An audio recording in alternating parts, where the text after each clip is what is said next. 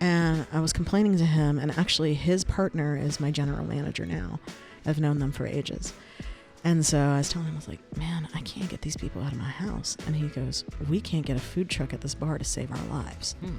And then I started thinking, and I'm like, well, what would it take if I were just to do food here for a day? Just to say that I would do it. Would I have to buy a truck? Would I have to buy this? I didn't have to buy anything but a tent from Walmart. It was awesome. Yeah. You know, my restaurant, I bought the entirety of my restaurant in one day. It was electric fryers, a couple of crock pots, a butane stove, and pop-up tables, and a $80 canopy tent that you see out at a all tailgate. in ballpark. How much? $572. Wow. And that's including licensing, training, all that stuff. This episode is brought to you by Restaurant Systems Pro. With excitement, allow me to introduce to you today's guest, chef owner of Tuk Tuk Sri Lankan Bites and Tuk Tuk Snack Shop, Chef Sam Fore. Chef, are you feeling unstoppable today? I mean, I'm always unstoppable. Let's do this. I've been here for about almost an hour now, actually, setting up, and I've gotten the privilege of actually getting to chat you up a little bit, and I'm excited for today's conversation. We got a firecracker sitting across the table from me right now. I mean, likewise, we've been having fun since you got here. We haven't even started yet. I know. Can you wait for the next hour and a half? I mean, I'm pretty excited. I'm not going to lie. Too. But one of the things that really does excite me about you, beyond the recognition you're getting from the industry for doing your own style of food and staying true to your roots, is that you started small. Always. And you scaled over time. You are not defined by your brick and mortar. You're living proof of that, and I cannot wait to pull back the layers on you. But let's get that motivational, inspirational ball rolling with a success quote or mantra. What do you got for us? I mean, I always have been working off of one simple statement, and that's to work hard and be nice to people, and amazing things happen. And honestly, if it's gotten me this far, I'm not going to change that anytime soon. It is that simple and that hard. Exactly. It's some days are more difficult than others, for sure, in that regard. So what, in terms of like how you keep doing that on the difficult days, what's the narrative? What are you telling yourself? How do you stay true to your values? You know, it's the same thing that I tell my staff. It's, at the end of the day, it is just food. It is food. Now, food is a universal language. Food has many, many facets to it. But at the end of the day, their job in this shop is to make sure that somebody leaves just feeling a little bit better. I love just that. a little bit better. And so if you think of it, sometimes you have to boil it down. Dumb it down. Because, you do have to dumb it down. Because, as small business operators, as entrepreneurs, as pop-up chefs, as whatever you choose to do, it's a lot of stuff to do. You're doing a lot. Yep. Like, you are your own PR person, you are your own marketing person, you are your own IT person, you're your own It's chef. close to home right now. Yeah, I know. My own chef. I was the only one who was cooking for 7 years. Yeah. Now I have people who cook. It's the most amazing luxury in the world to me. And you're going to hit roadblocks. You're going to have downtime. Oh my gosh, every day there's something that's going to be a little bit weird, but it's just all in how you adjust. To survive in this industry, there has to be a level of adaptability. And I think that's going to come out of your story. Yeah. So let's move on to starting to tell your story. Where does it make sense to start sharing your story? I mean, we can start in, I guess we can start in 2016. Well, here's what I know. I know that you were in North Carolina, but you're from Lexington, Kentucky. Yeah, born here. You were in North Carolina. I don't know how long you were in North Carolina. 11 years in Boston. Until I was 17, 11 years in Boston. 17 in Boston. So you came back to Lexington in 2016. Yeah, I was looking for a place to live, and my husband my husband, then boyfriend, we'd been together for ages, and I was like, you know what? I'm tired of throwing money out the window. Let's just invest in something. And apparently when you are looking at real estate in the Northeast, as I'm sure that you know, it is a nightmare. It is actually a living nightmare when you look at the prices and what you get for it. Yeah. And so his cousin happened to be with me that day, and he says, in Kentucky, for this kind of price, you could get a nice place with a gold toilet in it. And I thought that was funny. I was just like, you know what? Let's go see. A lot of land out That's here. a lot of land out here. I did not go full Guggenheim. Like, there is no gold toilet in my house. Okay. But, like, I have a significant... Maybe a gold bidet? No. Maybe if a couple checks. If this place does well, who knows? All bets are off, I'm into it. I'm here for the adventure. But quality of living. Quality of life was much... And we were only supposed to be here for a year. And within 10 months, we had put an offer in on the house. And, Lexington became home again. And it's probably, I think about this a lot. Like, I don't think that this concept would have succeeded in a big city. I'm actually, just give us a teaser. I think that's going to come back, but I want to go even further back in your story. But why don't you think it would have succeeded? Because when you have to start as small as I did to get return on your investment in a larger city, overhead, licensing, red tape, everything. Now, Lexington has its fair share of regulations and rules, but they're all pretty straightforward when it comes to temporary food establishments. In Boston, it's, weeks of setup for one event. Here, it's significantly easier, a lot less red tape. Yeah.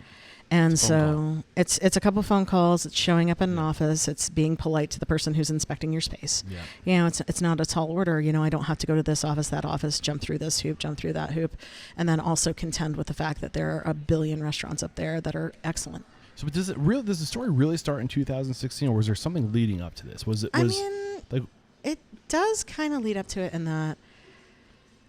I was always cooking in the house. Like that's cooking is how I connect with people. Got it. So when you were in Boston, what did you go to school for? What's your background? I'm just curious. Give me an idea of who we're talking to. I got my undergrad in marketing, advertising, and PR. Ooh. And I got my master's in marketing management. Okay. Yeah. I'm pulling back layers on that as we move forward too, because that is huge skill to have in the restaurant industry. If you know how to promote yourself. Supposed to be a consumer behaviorist of some sort. Yeah. Yeah, I'm pretty good at that. Yeah, I think I like that sort of thing. I like understanding how the consumer works and thinks and ticks. Same. I hate the grind of actually communicating to them, the tools, the things you got to force yourself into to get the message out. But I love understanding people, so I think we could actually get really nerdy there. So definitely. What were you doing before? What was your work? What were you doing? I started out, when I graduated from undergrad, I went to work for a very hip interactive advertising agency called the Barbarian Group. Okay. And this is in Boston? And this was in Boston. And their claim to fame at the time was Burger King had this website with a chicken on it. And you could type in orders to the chicken and say, hey, do a dance. And then it would think about it and do a dance.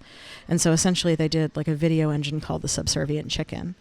And it was a huge thing for Burger King in the early 2000s. And it cracks me up because they're like, oh, you worked at the chicken place. And I'm like, well, yeah, but now I have a chicken place. So it's all kind of, Chicken master. It's all full circle around chicken at this point, isn't it? But I worked in advertising. I did a little bit of account management, mostly accounting. And I decided to go back to grad school. When I got out of grad school, I couldn't find a job. There was this height of the recession, 2010 is when I got my grad degree. Okay. And I could not find a job. Yeah. And I was like, okay, I need to find a job. I need to be able to live. And I was reading the newspaper, and these two chefs in Boston that I actually admired and respected very much. I might know. Ken Oranger and Jamie Bissonnette. I love Ken. Actually, never had Ken on the show. I've had Jamie on the show twice. Oh, no way. Love Jamie. I'm here because of Jamie. Such a humble dude. Jamie is the best. He's so cool, so giving of his time. He is an excellent Haven't cracked the egg on Ken yet. I would love to get Ken on the show. Ken doesn't like eggs. Don't crack eggs around him. Oh, okay. Maybe I might have used that expression. I don't know. But I would love to get Ken on the show. He's so impressive. Oh, Ken's amazing. Yeah. I worked with those two for about now it's been over a decade. So initially it was, I would make food occasionally with my mom and bring it up because I became their website designer. They had said in the newspaper that they hated their website. Seen your website. I must have seen your website. The Copa one. Yeah. I did the Copa one. Because I started in 2012, 13, and they were early on my radar. So you taught me all about their business before I ever reached out to them. Because I was telling them that, I told them something that I still tell people. It's like, if you're going to control something, if you're going to have something that's part of your brand, part of your whole stable, you need to have the keys. And so when you don't have the keys to your website, you can't keep people apprised of things that change. In the restaurant industry, so many things change in a day. You might be 86'd on something, or you might just have something that's like a whole new revelation of, okay, there's not going to be parking this day, so you need to alert everyone immediately. Yeah, so my interpretation of that is you need to know how to do everything in your business. You don't have to be the best one at it, but you can't be shackled to an element of your business. You're better off having a little bit of knowledge about a lot of things than being a complete savant in one thing. Yes. Because the level of problem solving that's involved in even doing a successful pop-up is mind-blowing. Right. So you basically said to them, you can't you need to be able to manipulate your website to a certain degree to be able to get the message. Yeah, I'm like, why can't you edit it? You need to have your keys. Mm-hmm. And so at the time, boyfriend, now husband, was a web developer for a shop in Boston.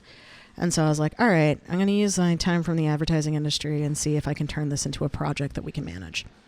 And I underbid it so bad. Like, I underbid it like by a lot of money because I thought I was playing a hard bargain. And I thought I was playing a really hard bargain because I'm like, and I want dinner too. And I'm like, I'm sure that they were just like laughing to themselves in the back. And now that I know how the sausage is made, I'm just like cracking up at it because I look at all these prices and I was like, oh my God, like I would have gotten every account just by being, accessible.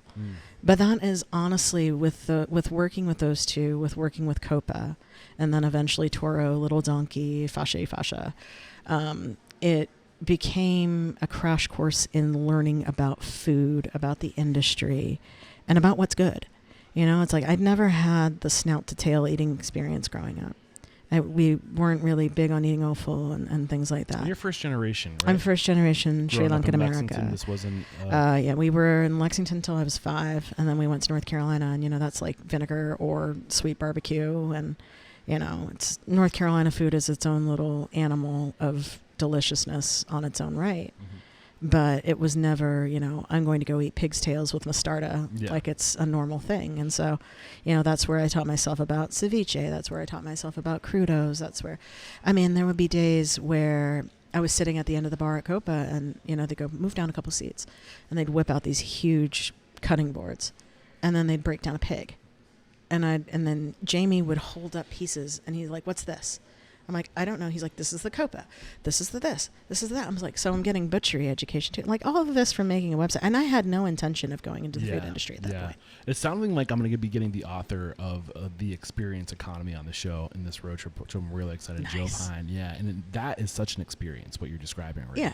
And not only is it an experience because it's fucking cool. It's like, wow, like that's cool. But I'd never seen it before. But it's also educational. And you're going to tie that new information with an experience at a restaurant. And that's marketing at its finest. It's turning from a diner into an educated diner. Yes. And educated diners is what we all want. Mm-hmm. Because at the end of the day, there is a level of accessibility that's involved with a restaurant. But like learning all of that opened up so many doors to things that I know where that comes from. I know what that is. I can eat that. I can try that. I've had that ingredient before. It was in this. I thought it was like this, but now it's giving me a whole new palette of colors to paint with. I didn't realize that different parts of the pig at that point in my life were, more flavorful than others. And now one of my best dishes is spare ribs, which I didn't learn how to cook until right before the first pop-up. So, So this is kind of where like the bug is, if the origin is like... Yeah, because I would go home and make stuff with my mom in North Carolina. Yeah. And then I'd freeze it and I'd bring it back up because, feeding us, feeding friends. And one day I told them I was bringing up something called lump rice, and I brought up like crab curry and pol sambal before. Pol sambal is a coconut sambal, a ubiquitous Sri Lankan condiment that you actually had on a fried chicken sandwich earlier. It's like pink and fluffy and delicious. I'm supposed to happen. I'm going to move the mic slightly away from my mouth. Keep going. And so then one day I brought lump rice, and it's, sometimes when you bring chef's food, a chef is always excited to get food that they don't have to make. But it was one of those moments where I was like, okay, they'll just put it off to the side. And they finished it in like 5 minutes. And lump rice are not small. It was a sizable dish, and they destroyed it. And so I was like, okay, maybe they think I can cook. And so fast forward, we've moved out of Boston. Well, actually, I'm going to go back for a second. While we were in Boston, I'm throwing derby parties, dinner parties. We're having people over to gather around food. It's just always been my thing. I've always been capable of entertaining. My mom has always cooked for 40 at a clip. It's just how we are. Yeah. When you're preserving a Sri Lankan community through food, as the last generation has done for us. You're bringing in all these recipes that don't necessarily have equivalents that are in America yet. So you're making do with what you got. Coming to Ohio in the 70s.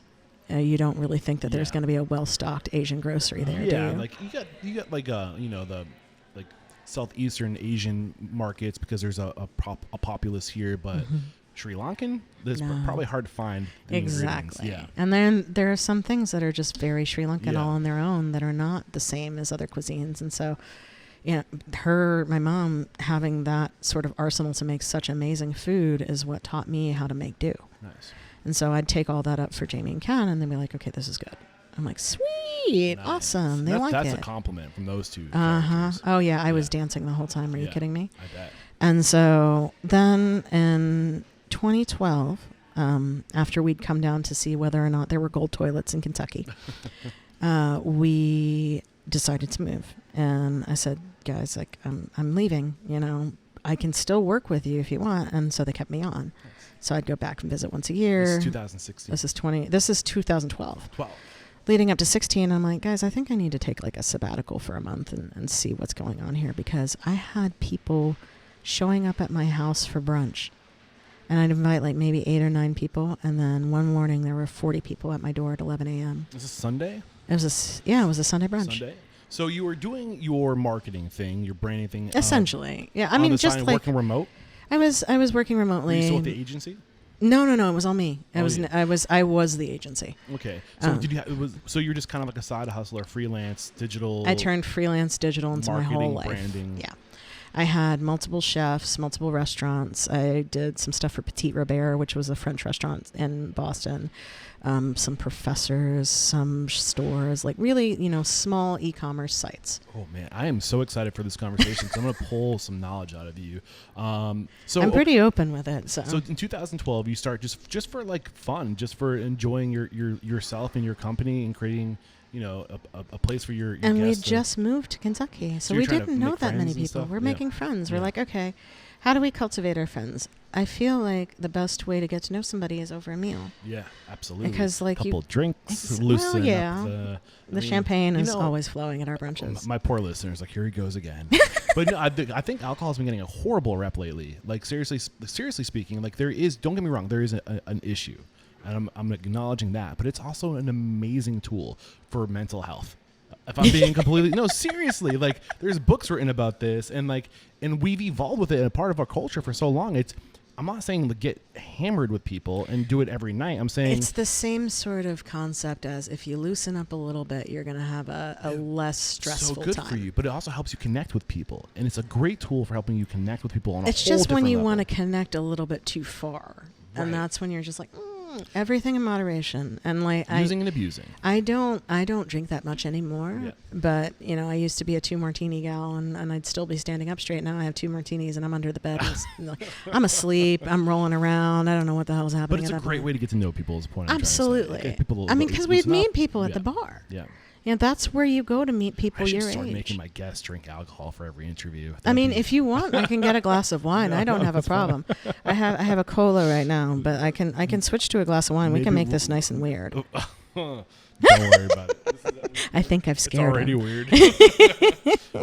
So you're working. You have these people that you're coming over for your dinner parties, and it's nothing like crazy. It's just kind And of. then it became crazy. So, It like- became the worst kept secret in town. How did it go from a single dinner party to crazy?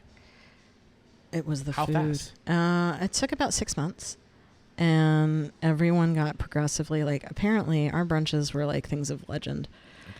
Somebody was telling me about it recently from their viewpoint, and they're like, it was like you had a performance art piece going in your house where like somebody was a writer and they were just writing in the corner while chowing down on Sri Lankan food.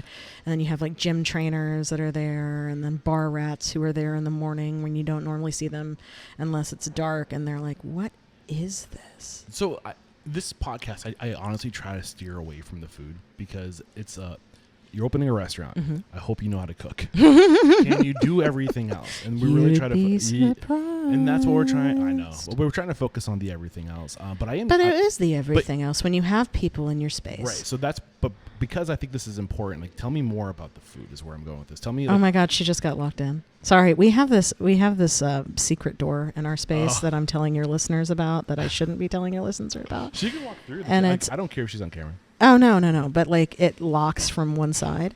And so we do that so people don't just come barreling, and you have to know how to unlock the door. And so now that it's closed, it's very difficult to open from this side because there's no doorknob. And so this is like, it's just like, have you ever seen that Far Side thing where it's like the school for the gifted and they're just leaning up against the door and it's a pull door? Oh, but yeah. that's kind of what is happening in the That's corner funny. right now. So sorry. No, you're fine. Tell me about the food. Sri Lankan food is its own animal. You know, it's I describe it for the layperson as the love child of all the fun things about South Indian and Thai cuisine. You've got your spices. Those are two amazing cuisines coming together. Right? Like the And output then of that. they had a really cool kid. I'm going to Sri Lanka. See, Yeah. and it's an island. It's got beaches. It's got Oh, man. elephants. Oh man. Yeah, Sri Lanka's a blast. I miss it Do you terribly. ever do Sri Lanka tours? I'm working on that. Please I let me want know. that to happen. I Please think let me know. if any of you listening right now are part of those tour companies, call me because we need to go to Sri Lanka. I really want to start stripping cinnamon off of the trees. Oh man, that'd be so much fun. Wouldn't that be wild? That would be fun. Like I just pulled my own cinnamon stick. Who can say that? That sounds like a lot of fun. Back to the food. Sorry. You're doing great. I'm loving this. But like, paint the picture of what was going on. So I would make Sri Lankan brunch is the best thing ever. It's because it's spicy. It's spicy brunch, and it's rice and curry, but for brunch. And the rice is like, we cook it in coconut milk for the end of it, so it becomes this dense sort of block. And then you pile the curries on top of it, and it's this beautiful, like sweet, salty amalgamation of heat and spice and like the sweetness of the coconut, but with a ton of lime juice. And so it makes a huge difference compared to just having eggs. So here's what's going through my mind right now. Okay. I just recently interviewed Chef Nook from, I'm going to say the name for a restaurant. When she says it sounds so amazing. I never do it. Oh. So the name of her restaurant is Kalaya. That's how she would say it. I know You who what you're I'm talking about. I know Okay. exactly. I'm not doing it justice, but yeah, in Philly, exactly. And she was talking about how food is more than just the food that you're putting in your mouth. It's the experience of how to eat the food. Exactly. We were teaching people how to eat with their hands.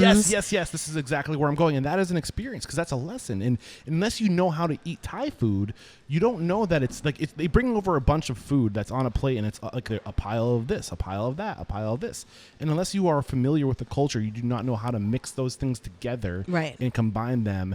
And like she had like this prong dish, and the prong you got to like break the prong apart. You got to chop up the prong. You got to mix it with the rice and all the different Kalaya, call me. Yeah. Let's So- do a pop-up in Lexington. and she was like, we had to create this experience of like we showed people like, here's the plate, but then they literally would like feeding a toddler would like prepare the plate after it was brought, but that showed people like, oh, this is how you're supposed to experience Exactly. it. I like to call the Sri Lankan cuisine the quest for the perfect bite. Because you're pulling in all these. So let's say that I've got a plate of rice and curries. That's anywhere between 1 to 3 proteins and 3 to 5 vegetables and condiments. And so I like to do like a meat in 3 rule essentially. Okay. Except my meat is my rice, so I do my starch in 3. Okay. And so I'll add chicken curry, pineapple curry, and pol sambal. That's been my go-to lunch lately. And it hits all those notes of sweet and spicy in a way that I want to crave it. And so that's what I tell people to do when I give them a big plate of Sri Lankan food. I'm like, make it yours. That's the point of it. Yeah. It's about honoring your preferences and what you like. Yeah. You know, I don't like to give people a hard time for having preferences on food unless they're dumb. Yeah. So like oh my God, the customers I've had. Oh my God. Well, I mean, I don't know at what point people decided to standardize food. I think it was part of like what's the name of that culinary organization that like where you'd have to go and get like, you'd have to do like this intense test and like cook all these different things and like, oh my God. Like the CIA? The CIA, but there's like a what's the name of a chef that is like the top tier of chef and you have to like earn the title? Oh. Do you know what I'm talking about? Got it. I can't think of what it's like a whole like 3-4 day test and there's like different tiers and like Is this the Escoffier? maybe something like that. But this idea of like you don't know how to cook until you know how to recreate what's already been created. Right. Okay. Like, Yes, that makes sense. That mindset of like, who cares if it's as good as like as whatever the standard is. But this is the thing, is that cuisine for so long was repeating consistency. Right. And that's why French kind of had the standard. I wasn't going to call it the French specifically, but yeah, like no, but that was the standard because if you think about French food, a lot of the dishes that people absolutely love are humble peasant dishes. Bourguignon it's stew. It's stew. Curry at the end of the day in some ways is stew. Yeah. But with the French sort of mentality in the brigade system, it was about consistency. This is how you're meant to have it. This is how it's meant to be eaten. This is how it's meant to taste. Yeah. I threw that out the window. I mean, I think there's something to be said about respecting tradition. Absolutely. And like setting that into some kind of... I mean, that's how I learned how to cook was reading the Escoffier book and reading the Larousse Gastronomique book. Like, there's something to it. Don't get me wrong. Yes, absolutely. But I think at the same time, like, who cares as long as it's delicious and it's made with love? Well, that depends on where you're dining, honestly. Yeah. Like, how are you marketing yourself? It's how you're marketing yourself. You know, if you want to be an angry chef, you don't want to say that your food's made with love. You want to say that it's made with rage. But with me, I try to make sure that people taste love in the dishes because, and I tell my kitchen this, I'm like, if you're upset, if you're having a bad day, people can taste that because I've been to very, very, very nice restaurants at very, very, very nice invitations where I felt very, very, very out of place. And I've had beautiful meals. I can't remember them. I don't like fancy restaurants, if I'm being honest. I mean, it's just, it was devoid of feeling. Yeah. It was beautiful. It was beautifully executed. Absolutely stunning on the plate. It looked like I was about to eat an art piece. I can't tell you what I ate. Yeah. I can't. And that is that was one of those moments where I was just like, oh, it's more than just food. Mm-hmm. It's experiential. And that's what's like the restaurant part of it. The restaurant is the experiential part of it. Because food is food. Yeah. But the restaurant is the vehicle for the experience. Yes. So you're having these dinner parties. And in which were experiences, creating these experiences, teaching people about your culture and how to do it right and showing them the way. And how to enjoy it, how to enjoy something unfamiliar. Yeah. Sometimes it's a challenge to get someone to take one bite. So when did this go from having people over to eat and show them and share your culture to maybe we can make a buck with this? Maybe we can charge for this. It wasn't as much maybe we can charge for this. It was how do I get people out of my house? You were too good at making friends. I was like, this is not sustainable in any way, shape, or form. So too many people were showing up. Exactly. It was to the point that I was like, I don't know some of these people at all. Yeah. And some guy came in and he's like, oh, I just heard there was good food here. I'm like, you showed us somebody you don't know's house on a Sunday morning because you heard there would be good food. Did you feed him? Yeah, of course. That's hospitality. He brought champagne because he heard that I liked champagne. But that is also But that's also the core of Sri Lankan being too. Yeah. Is that hospitality is something that isn't just Southern, that isn't just it isn't just dining. It is fully embedded into our culture as Sri Lankans. Yeah. It doesn't get any more warm and generous than that. Right. In terms of hospitality. And it's like you're in my home. You do not leave my home hungry. Yeah. Otherwise, I don't. Some passerby. Right? I'm like, hey, you hungry? Come here. I would do that in the tent back in the day. So it just got to the point where your four walls of your home couldn't they were handle too small. The volume. And they were too your small. Personal home kitchen couldn't handle the volume. I mean, I was living in I think that house was 1,500, 1,700 square feet total. And the gold toilet couldn't handle the gold toilet could not handle all the guests. And if you have a gold toilet that can't handle the guests, then you know that you're in trouble. Yeah. So 6 months, this is when you reach this point. And yeah, how 6 many months. people would be in your house? 44. 44 people. Wow. Yeah, 44 people. Wow. That was the biggest count. That was in February 2016. February 2016. And so I went to the bar that night, and because I would always take a plate to my bartenders because again you're hanging out at the local watering hole making friends. And I was complaining to him, and actually his partner is my general manager now. I've known them for ages. And so I was telling him, I was like, man, I can't get these people out of my house. And he goes, we can't get a food truck at this bar to save our lives. And then I started thinking, and I'm like, well, what would it take if I were just to do food here for a day? Just to say that I would do it. Mm-hmm. Would I have to buy a truck? Would I have to buy this? I didn't have to buy anything but a tent from Walmart. It was awesome. Yeah. My restaurant, I bought the entirety of my restaurant in one day. It was electric fryers, a couple of crock pots, a butane stove, and pop-up tables and a $80 canopy tent that you see out at a All tailgate. in ballpark. How much? $572. Wow. And that's including licensing, training, all that stuff. I didn't know about the whole marketing branding thing too, so I'm really excited about this because, and I don't want to put too much into your head, but like a restaurant can start today with as simple as an idea. Yeah, and that's Because- what happened. Because you can take that idea and you can put it online. Yeah. And you can share the vision. You can share the brand. You can share what you're crowdfund doing. it. Yes. And that doesn't cost much either. And No. especially when you're a husband and you yourself specialize in developing websites. Yeah. You know, like, It's like, okay, I'm going to leverage Instagram to tell people where I am. I'm going to leverage word of mouth to tell people where I am because it was clearly effective in getting people to come to my house. yeah. And so I'm going to leverage all these things. And then if people find me, awesome. Right. Were you thinking about building a list at this point? Were you that? Because, I mean, you're savvy. You're a marketer. You know the world of marketing. You're like, I'm going to start collecting emails. No, because I only thought it was going to happen once. Okay. I thought we would do it once, that maybe 15 people would show up because they knew I was there. They would pat me on the head. They'd say, you did a great job. And then we'd pack it up and we'd never do it again. Knowing what you know now, and knowing that you were eventually going to open a restaurant, what would you have done differently at that, starting from that point to like really build the list? You know, I am very strange about digital marketing these days because I think that there is a massive amount of fatigue. Every day I get about 18 different emails from something that I've gone to once. And I didn't want to be that person. So if you're actually on the only one that I curate, we have like a MailChimp and all these things that, you know, we use with our partners. But the only thing I actually curate is a Substack. Okay. And I've had it for a couple of years. And you know how many things I've sent out on that Substack? Just guess. 5. 3. Wow, so close. Yeah. Price is Right rules. I'm over. And so it's like, if there's something major going on, I'll use that. Otherwise, it was all Instagram posts and cultivating that sort of follower thing. Yeah. And we had a hashtag from day one that was Dolly Parton Eats for Free.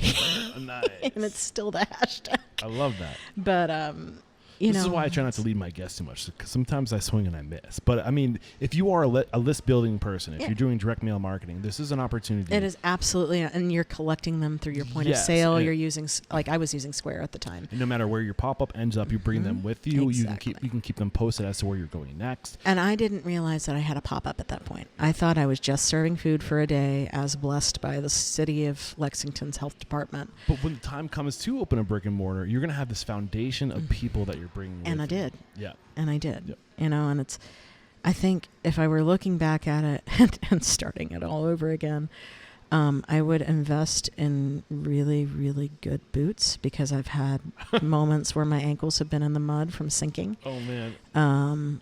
I would invest in very breathable but warm clothing. You get what my grandmother would call rubbers. Exactly. Yeah. Oh yeah, but they had She to be just confused warm. some people in the day, man. They had to be warm, like wellies or something. But like they would have to be warm, and it's like we would freeze. We were setting up every Friday night Yeah. in the middle of the fall. So, what were the biggest challenges early on with like what were the things, like knowing what you know now? Prep again, space. yeah. Give the Prep listeners like some warnings so they do choose this path. What do you mean by prep space? So as a pop-up, you need to be preparing your food in a licensed commercial kitchen. Did you get in trouble? I didn't, because I got the rule book and I made sure I was going to follow whatever they put out there, because if anyone's going to get in trouble, it's the chick cooking ethnic food. Yeah. So it's not just the $500 for the actual things that cook on site. To legally do it, you need a commercial space. Yeah, I mean, that $572 included the rental of that space too. Oh, did it? Yeah. Oh, wow. Yeah. So what was the rental? Do you remember? I paid $75 the first time. And then I found a place that would only charge me $10 an hour if I also did meal prep for them. Okay. And so I would cut vegetables for $10 an hour. And then I would turn it around into prep space that I'm paying them $10 an hour for. Cool. So it was essentially a wash, which was fine. Nice. Because I needed a place that had a commercial fridge and then I had to get something called a commissary license. That meant I could transport hot food from there to the tent, as opposed to cooking it all from cold. Any like hard lessons learned in terms of prep space? Many. So it took me a while to find that place. It took me a long time to actually find somebody who would let me prep on a regular basis. People will make promises that they will help you, and they will be the first to boot you out. Because I had somebody who was so enthusiastic about my food, so enthusiastic to learn all these things. And then all of a sudden, I had prep space lined up for this huge event. I go, oh, you can't have it today. I'm like, why not? And they're like, well, we booked an event. And so I'm like, so now what? And they're like, sorry. And so I'm sitting there and I'm like, okay, the health department is supposed to come visit me here. Now I have to find somewhere to go. What do I do? It's between that and like figuring out like oil disposal, like everything that you need to do. You're essentially setting up an entire restaurant in one night. Yeah. Did you keep that prep space after that day? No. What was the next step for you in terms of like protecting yourself from that happening again? Well, I eventually found the place that let me be there, but I was asking everybody. Yeah. I put up a thing on the internet. I put up a wanted ad. I was just like, look. And there are people who were offering prep space, but at exorbitant prices because they're like, she doesn't have an option. And that's what happens a lot of times with pop-ups is that they know you don't have an option. So they'll use that they'll use your desperation to make a buck. And there is an operator around here that was like that. And now he don't like me too much because I didn't use a space and I was still successful. At least you're not saying his name. No, but he knows. Yeah. But it's just like there are people like that, and that's the thing. I don't have to say his name because there are people like that in every town. Yeah, yeah.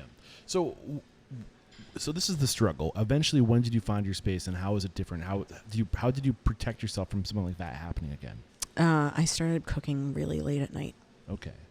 At another commercial kitchen where in the place where I was meal prepping, okay. I would do my prep from 10 to 2. Okay, so now you're not competing for this. No, I was not competing. I was not interrupting anything. I wasn't disrupting any regular service. It was a catering kitchen. And how often were you doing it at this point? Once a week. Once a week. Still yeah. Once a week. What day of the week? Friday. And you're doing. Then is it sandwiches or like what's your food? At this point? Did. When we started out, our first menu had spare ribs, cutlets, which are essentially fish and potato croquettes that are super spicy and delightful in Sri Lanka. Vade, which is still on our menu as lentil fritters, and meatballs and pineapple. I was not doing any fried stuff at that point. I don't think. No, I wasn't. I was only frying the fritters to order, and that was it. And how did things go? Wild. Yeah. So from 6 months into, how long were you at this spot? I prepped there for about a year and a half. So into 2017? I prepped there into 2018. 2018. And so that they kept me for about a year. In the same bar? I started at one bar. I was there mostly, and then I would go to other breweries. So when we were naming the business, we got together over a big pitcher of margaritas, and we just tossed out names, and Tuk Tuk stuck because it was mobile. It was small. It was mobile. And a lot of people thought that I had a truck or anything like that. I never did. I had an Acura sedan. And then eventually I got a pickup truck that I could transport the tent in. But it was never, a mobile food operation aside from being a tent where we would set up. I wasn't taking my trailer. Like, I'd have to do everything that day. So what was the next point of evolution for you? I got a pretty big boost from Jamie Bissonnette, actually. He had told Edward Lee that I was cooking and that he needed to come check it out. And so Edward reached out, and he also knew Stella Parks, who's a very dear friend of mine, and she is an excellent pastry chef. And they had both talked me up to him, and he's like, why don't you come do a pop-up at 610 Magnolia's Wine Studio? I said, all right. Now, internally, I'm freaking out because, again, I've only been in a catering kitchen on mostly household equipment. In the big kitchens, they wouldn't let me in. They didn't want me in there. There's enough chatter of, she just decided that she wanted to cook one day. There's enough chatter that's trying to be denigrating to what I'm trying to do. And at this point, I just want to cook food. Yeah. And I think when I say Restaurant Unstoppable's mission is to change the world through inspiring, empowering, transforming the restaurant industry, I think it's this type of stuff. When I talk about transformation of the industry, we can go so much further. We can go so deep into that. We look at people like Jamie Bissonnette and we go amazing. like, it must be nice to be Jamie, like he's got it all. Like he must be nice, he's got the awards, he's got this. There's a clique, and I'm not one of the cool kids. And right. But Jamie, I have that moniker now too. They're like, oh, she's one of the cool kids. I'm like, I'm really not. I'm a big dork. But I think the point is, it's like Jamie didn't get to where he is because he's an asshole Exactly. and cliquey. He got there because he helps people and he works his ass off. And he works. He's so talented and such a hard worker. That, of course. But he has a vision, and he entrusted himself to carry that vision, and he didn't shit on people along the way that would essentially take him out of it. Now, I look at other people, like, it was actually pretty funny. Maybe about 4 months after I started my tent, a handful of folks that had experience in the culinary industry were like, well, if she can do it, I can do it. It did not go well for them. It did not go well for them at all. And it's because they were assholes. Yeah. I mean,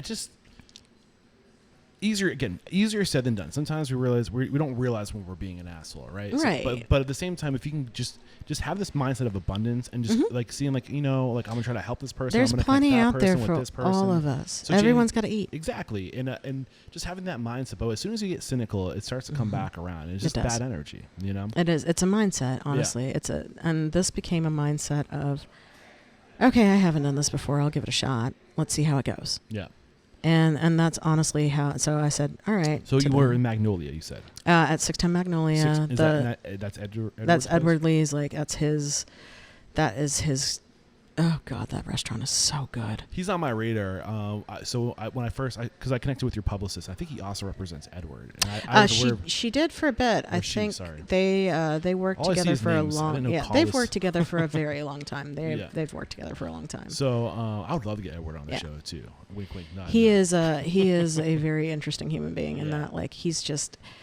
Edward has stories that blow my mind. Just of like when he was bartending in New York when he was, you know, in his 20s. He does a lot for the community too. From what he I does. understand. Edward is you're a perfect example total of softie. Yeah. Total softie. Yeah, just like opening up his space to you. Yeah. Right. So that's where we left off. Is he opened his space to you?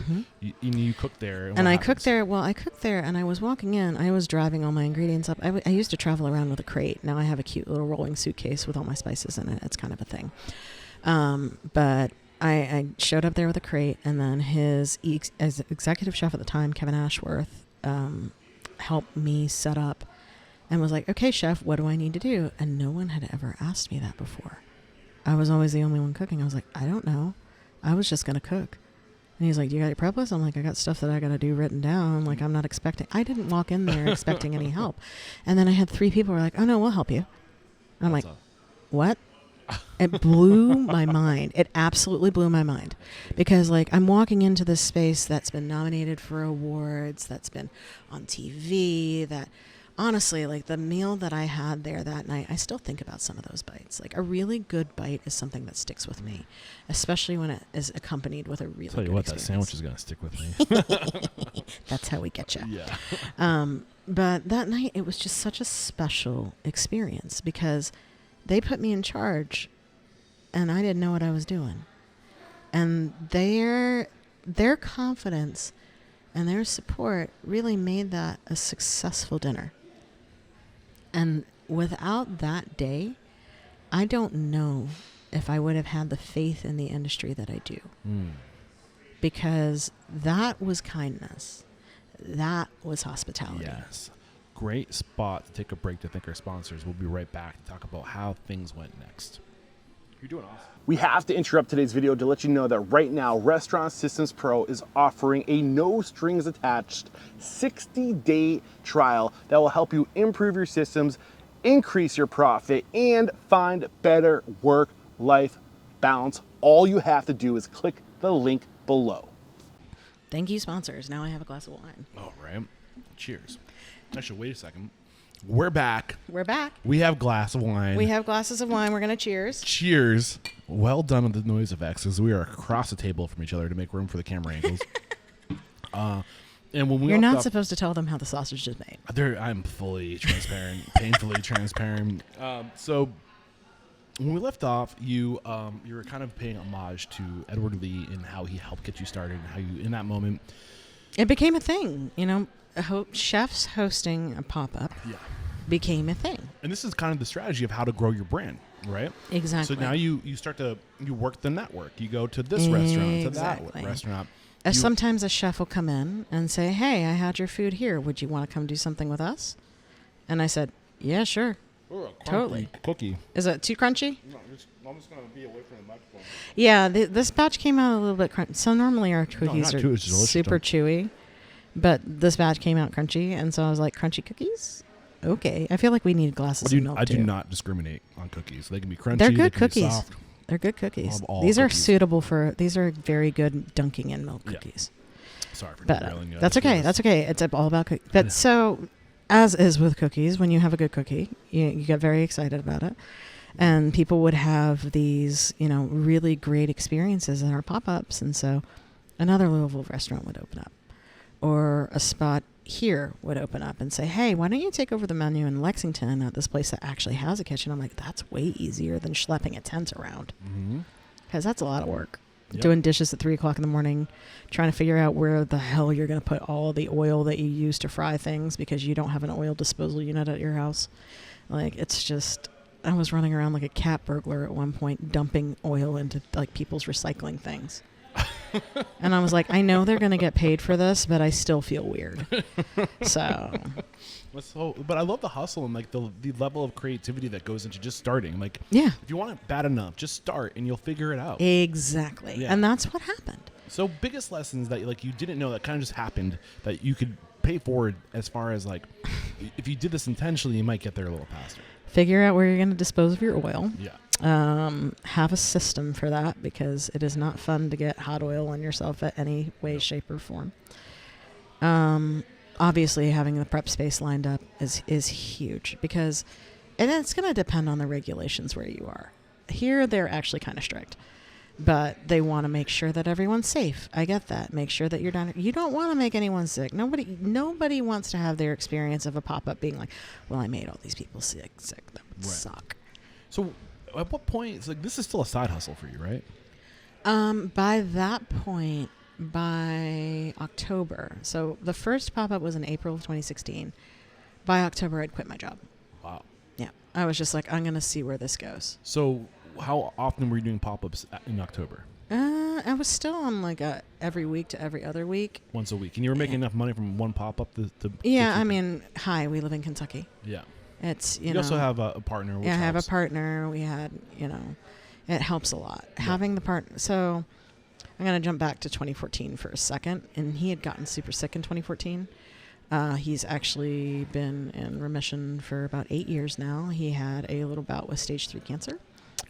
And that became the moment where I was like, okay, if you're going to do something and you're going to give it a shot because life is too short. Is remission the point where we say congratulations? Yes. Congratulations. Congratulations, Chris. Chris. That's awesome. Just happy to hear that. We're proud of him. He is almost about to hit year 8 Good for him. of year 9. Actually, we're wrapping up year 8. But he's been clear since. So he had a pretty gnarly tumor, and there was a lot of chemo, a lot of radiation, a couple surgeries, and then they gave me back my husband, and he's okay. Nice. And we stay ahead of it now. It's a genetic component to it. Yeah. And so he's actually kind of volunteered all of his stuff in for all the genetic component studies at UK Oh, cool. because it's traceable to one region in Appalachia. Really? It's wild. That's It's just wild. I'm like, how did they, what in the... Mutative gene. Well, yeah, between that and coal being as huge of a part, also potentially being a part of the Crazy. water, Yeah, and then it's all that connected. contamination being a source of folks getting these mutations, which then pass down and down. So tie the thought together. So when you are sitting there and you've got somebody who's looking down their own mortality, and they say to do it, you do it, because it's it's one of those moments where he didn't have any notice that this was going to happen. It just turned his life upside down. Yeah. And he handled it with grace, and he handled it calmly. He had a very good sense of, you think of people going through chemo and radiation. He had 30 days straight of chemo and radiation at the same time. Right. And he had a good mood about it. He stayed positive. And he's like, all right, I just have to take a couple more naps. And I'm like, okay. I don't know. I'm just making sure we stay away from everyone. I mean, making sure it puts things into perspective, you know? Very sharp perspective. Yeah. Because all of a sudden it becomes, well, this is a survival thing now. This is a survival mechanism. So for you, what you were doing with the pop-up, was that survival, or are you saying... that was me giving it a shot. It was... So but at this point, keep in mind, this is 2 years after the first 2 years he was in remission. And we thought that the first pop-up was going to be weird and we didn't expect that we would make our money back the first night. I think what I triggered this is that I said you have a partner and that makes things easy. It does. So, but it's his encouragement that made me take the leap. Got it. Because again, he was staring all that stuff down the barrel essentially. And he's like, "No, go do it." And so I'm like, "Well, if you're saying that I should go do it, then maybe I should give it a shot." Yeah. And then, it became, okay, we sold out the first night. We'll do it one more time. And then we won't have to do it again. And we sold out the second night. And we sold out the third night. And this is in October. This is early Or on. when you're first starting. Okay. So we sold out our first pop-up. Yeah, that's right. So in October, how are things different? Now you're all in. Now you quit your job. This is what now you I'm do. all in. Now I'm just like, you know what? I'm cooking for a living. I'm part-time prepping. Do you mind talking about money? How much were you making? Not much at all. Not much? I was making enough. I was making enough. I basically put it in frame of, I need to be able to make my payment on the car. Okay. With this. And this is a truck. Well, this was, it grew to, I bought a pickup truck in 2017. We're talking like a 250, 150. A Honda Ridgeline. Oh, nice. It's like the Yoshi's Cookie of trucks. It's great. I actually looked into the Honda Ridgeline to see what their towing capacity is. Love They're it. cool, but they don't have a great towing capacity. They don't have a great towing capacity, but they do have a cooler in the trunk. Oh, that's convenient. That's exceptionally convenient. Yeah. For sure. They have plugs in the bed too, right? And the nicer ones. Oh, okay. They all have the cooler. They don't all have the plugs. I was going to say that could be convenient too. That was exceptionally convenient of a car. I was just like, man, Honda, just call me. Just give me one. I will make it. I will turn it into the cutest little restaurant. So in translation, you're just looking to cover your liabilities. Exactly. Cover my food cost. Eventually, I had to hire one person to help me out for frying, cover their expenses, and then cover my liabilities, and then make sure that, I'm not hating my life at the end of the day. Yeah. Pretty simple. Yeah. Easier to do with a pop-up. Much easier to do with a pop-up than it is to do with a restaurant. Well, you're 2 months into your first restaurant right now. It's a I little know. teaser. Or is it more than 2 months? 3 months? We're not even. We opened September 22nd. So almost 3 months. Almost 2 months. Almost 2 months. Wow. Jeez. Yeah, we're babies. I know, but I can't wait because it's so fresh. I love the talk about the freshness of it because you're going through it right now. So it's like absolutely, it's near and dear. But this, I mean, a lot of this vision I did see at different points of the journey. I was like, eventually it became going from kitchen to kitchen to kitchen, and we are very much enjoying this wine. But eventually it became going from kitchen to kitchen to kitchen to kitchen, and then I realized that somehow in like the last 4 years alone, I've been in about 100 different professional kitchens at least. I mean, I as somebody who travels the country doing pop-up interviews, I can relate to the wear and tear of setup, breakdown, which is why I'm trying to get an RV right now so I can just have my studio where, I mean, I would still do, but like, anyway, that's the whole, we're here to focus on you. But I can relate to where you're going. It can wear It's a on lot. Yeah. It's a lot. It's when you're setting up your whole thing. You have multiple cameras, you have a mixing situation, you have microphones, you have a laptop, you have all these things to think of. Yeah. Now think of that in terms of food and food safety. Mm-hmm. Because you can't just show up with a thing of raw chicken and keep it out. You need to make sure that you're keeping it at certain temperatures so you don't hurt anybody. Yeah. And, it's... Talk about adaptability. Exactly. Yeah. So doing that in a restaurant, in somebody else's restaurant, was so much easier than me doing it in the tent. Right. And I was just like, you know what? I had to have... I mean, my body was falling apart at that point, too. Yeah. Because I'd had to have 2 leg surgeries after the first year of the pop-up. Oh, no. Yeah, because my legs would swell and then they wouldn't unswell. So it's something called compartment syndrome that typically only happens to people in car accidents. And so they had to release the pressure in my legs. So now I have like really cool looking shark bites on both legs. I just tell people I got into it. They're like, what happened to your leg? I'm like, got into a fight with a shark. Yeah, got into a fight with a shark in Kentucky. Yeah. You should see the shark. Exactly. You should see the other guy. But, after that, it was just like, okay, this showing up and setting up everything at night as one person is not sustainable. Yeah. So what is sustainable if I'm choosing this route?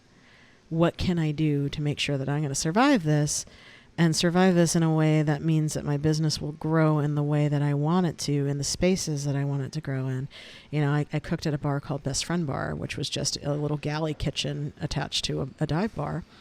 And one of the bartenders came in today, and he's just like, this is such a long way from where we were It's just insane. But The you all growth. got to start somewhere.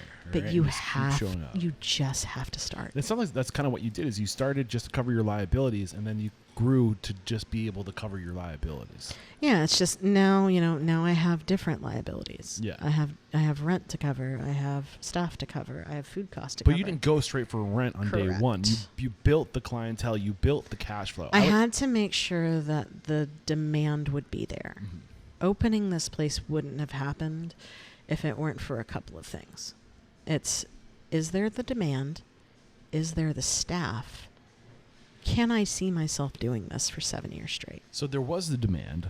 I'm Yeah. assuming you could see yourself doing it for 7 years straight. I mean, at that point, I'm doing it in everyone else's kitchen. What about mine? Like, Yeah. I got so excited when I found out I could have a shelf that was mine. So the little things you take for Yeah, I granted. have a locker. Yeah.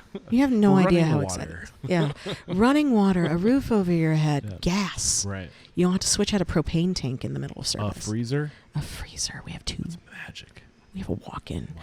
We have a walk-in refrigerator, and when it came in, they put it all together, and then after the installation team left, I just walked around in the walk-in and started giggling because the walk-in was bigger than my damn restaurant, man. Like I was in a 10 by 10 tent. Bigger than the bed of your truck. It's bigger than the bed of my truck. It's huge. I can stand up in it. Yeah. But it's wild to think that I have the ability to have backups of things. I'm not selling out all the time. It's not impossible to keep up to the demand. I'm not dealing with a 2-hour line of people wanting fried chicken where I can't feed them. Yeah. And So as you're all in now and you're having these thoughts, you're asking yourself these questions. What were the challenges? everyone of it? asked if I was going to open a restaurant. I said no. This is 2017. Yeah, at this 2017. I was like no. point. October 2017. Mm-hmm. And then fast forward into 2018, more community lifts me up higher. I meet up with the chefs who do Brown in the South, and they take me along for that ride. So in 2018, all of a sudden, my little food tent is now talking to Food and Wine magazine Wow. about the food that I make. As a home-taught pop-up, I cook in a tent from Walmart, cook. And I'm sitting here talking to Food and Wine about how I'm trying to marry Southern culture with my South Asian culture. I love that. And it's just I had this moment of what in the hell? What dive into what in the hell? What is the actual what is the feeling? What's going on? What? I made food to get me to this with all these people that I've seen and admired from afar for ages. Yeah. It's wild when Manit Chauhan walks up to you at a pop-up at the beginning of 2018 and says, "Hey, I heard you're the one who does Sri Lankan food. I know exactly who you are. Don't quit. I'll find you." And I'm like, okay. And that was one of those moments where at the beginning of 18, I was wondering, is this sustainable? Is this going to be a life? Do I need to go back to tech? And she is in media. Is that She is huge. She is a chef in Nashville, but she's Okay. also a judge on Chopped Got and it. Tournament Champions. okay. She is probably the Energizer Bunny of the entire food world. I've never seen someone with so much I don't energy. really get caught up in the TV stuff of the food world. She's amazing because I'm sure she's if I saw her had face, I might recognize her. she's had decades of industry experience before she got into the TV side of things. So girl can cook, and she can cook real well. Yeah. And her food is it's like a big warm hug. So you're just creating brand awareness at this point. Mhm. People I'm are starting creating to brand discover you. awareness. You're on the radar. I'm meeting people, I'm making connections, and then all of a sudden, my little recipe, 1 year later in 2019, ends up on the cover of Food and Wine. So in terms of process and growth and evolution as far as what you're doing, things haven't really changed at this point. Well, I mean, I became a recipe developer all of a sudden because I had to write recipes for people. How do you monetize that? You sell the recipes to people. But maybe we're doing something unique.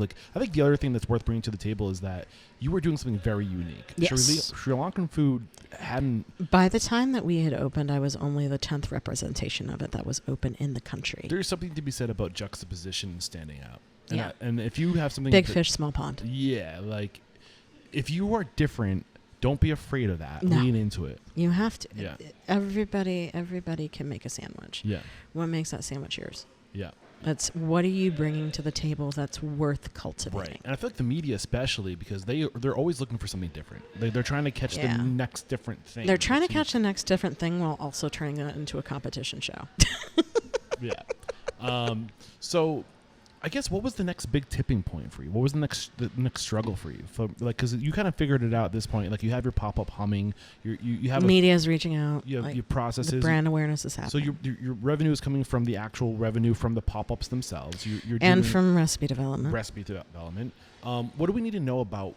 Like what's that look like? Give us an idea of like what's possible there and like what to expect and like what the value of a recipe is and how to like protect our intellectual property. Well, I mean, you can't copyright a recipe, which kind of sucks because, otherwise we would all now we have the problem where AI has been scraping books and people are finding their own content being served back to them and generated stuff. And, that's a whole can of worms that I don't even know how to deal with.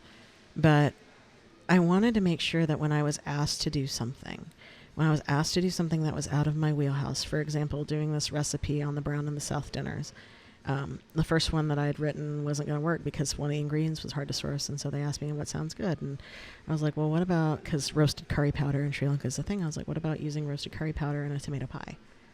And they went for it. I went, shit, I have to develop that now. Well, that's the fun of it too. Sometimes it's like coming up with an idea and playing with it. But you don't give them, when you're developing a recipe, you don't just say, I put all these things in it, here you go. I wanted to make sure that I made it foolproof. I wanted to exceed the expectations of that editor who was going to have to read that, recreate it, and make it so foolproof that he could do it like I do it. Yeah.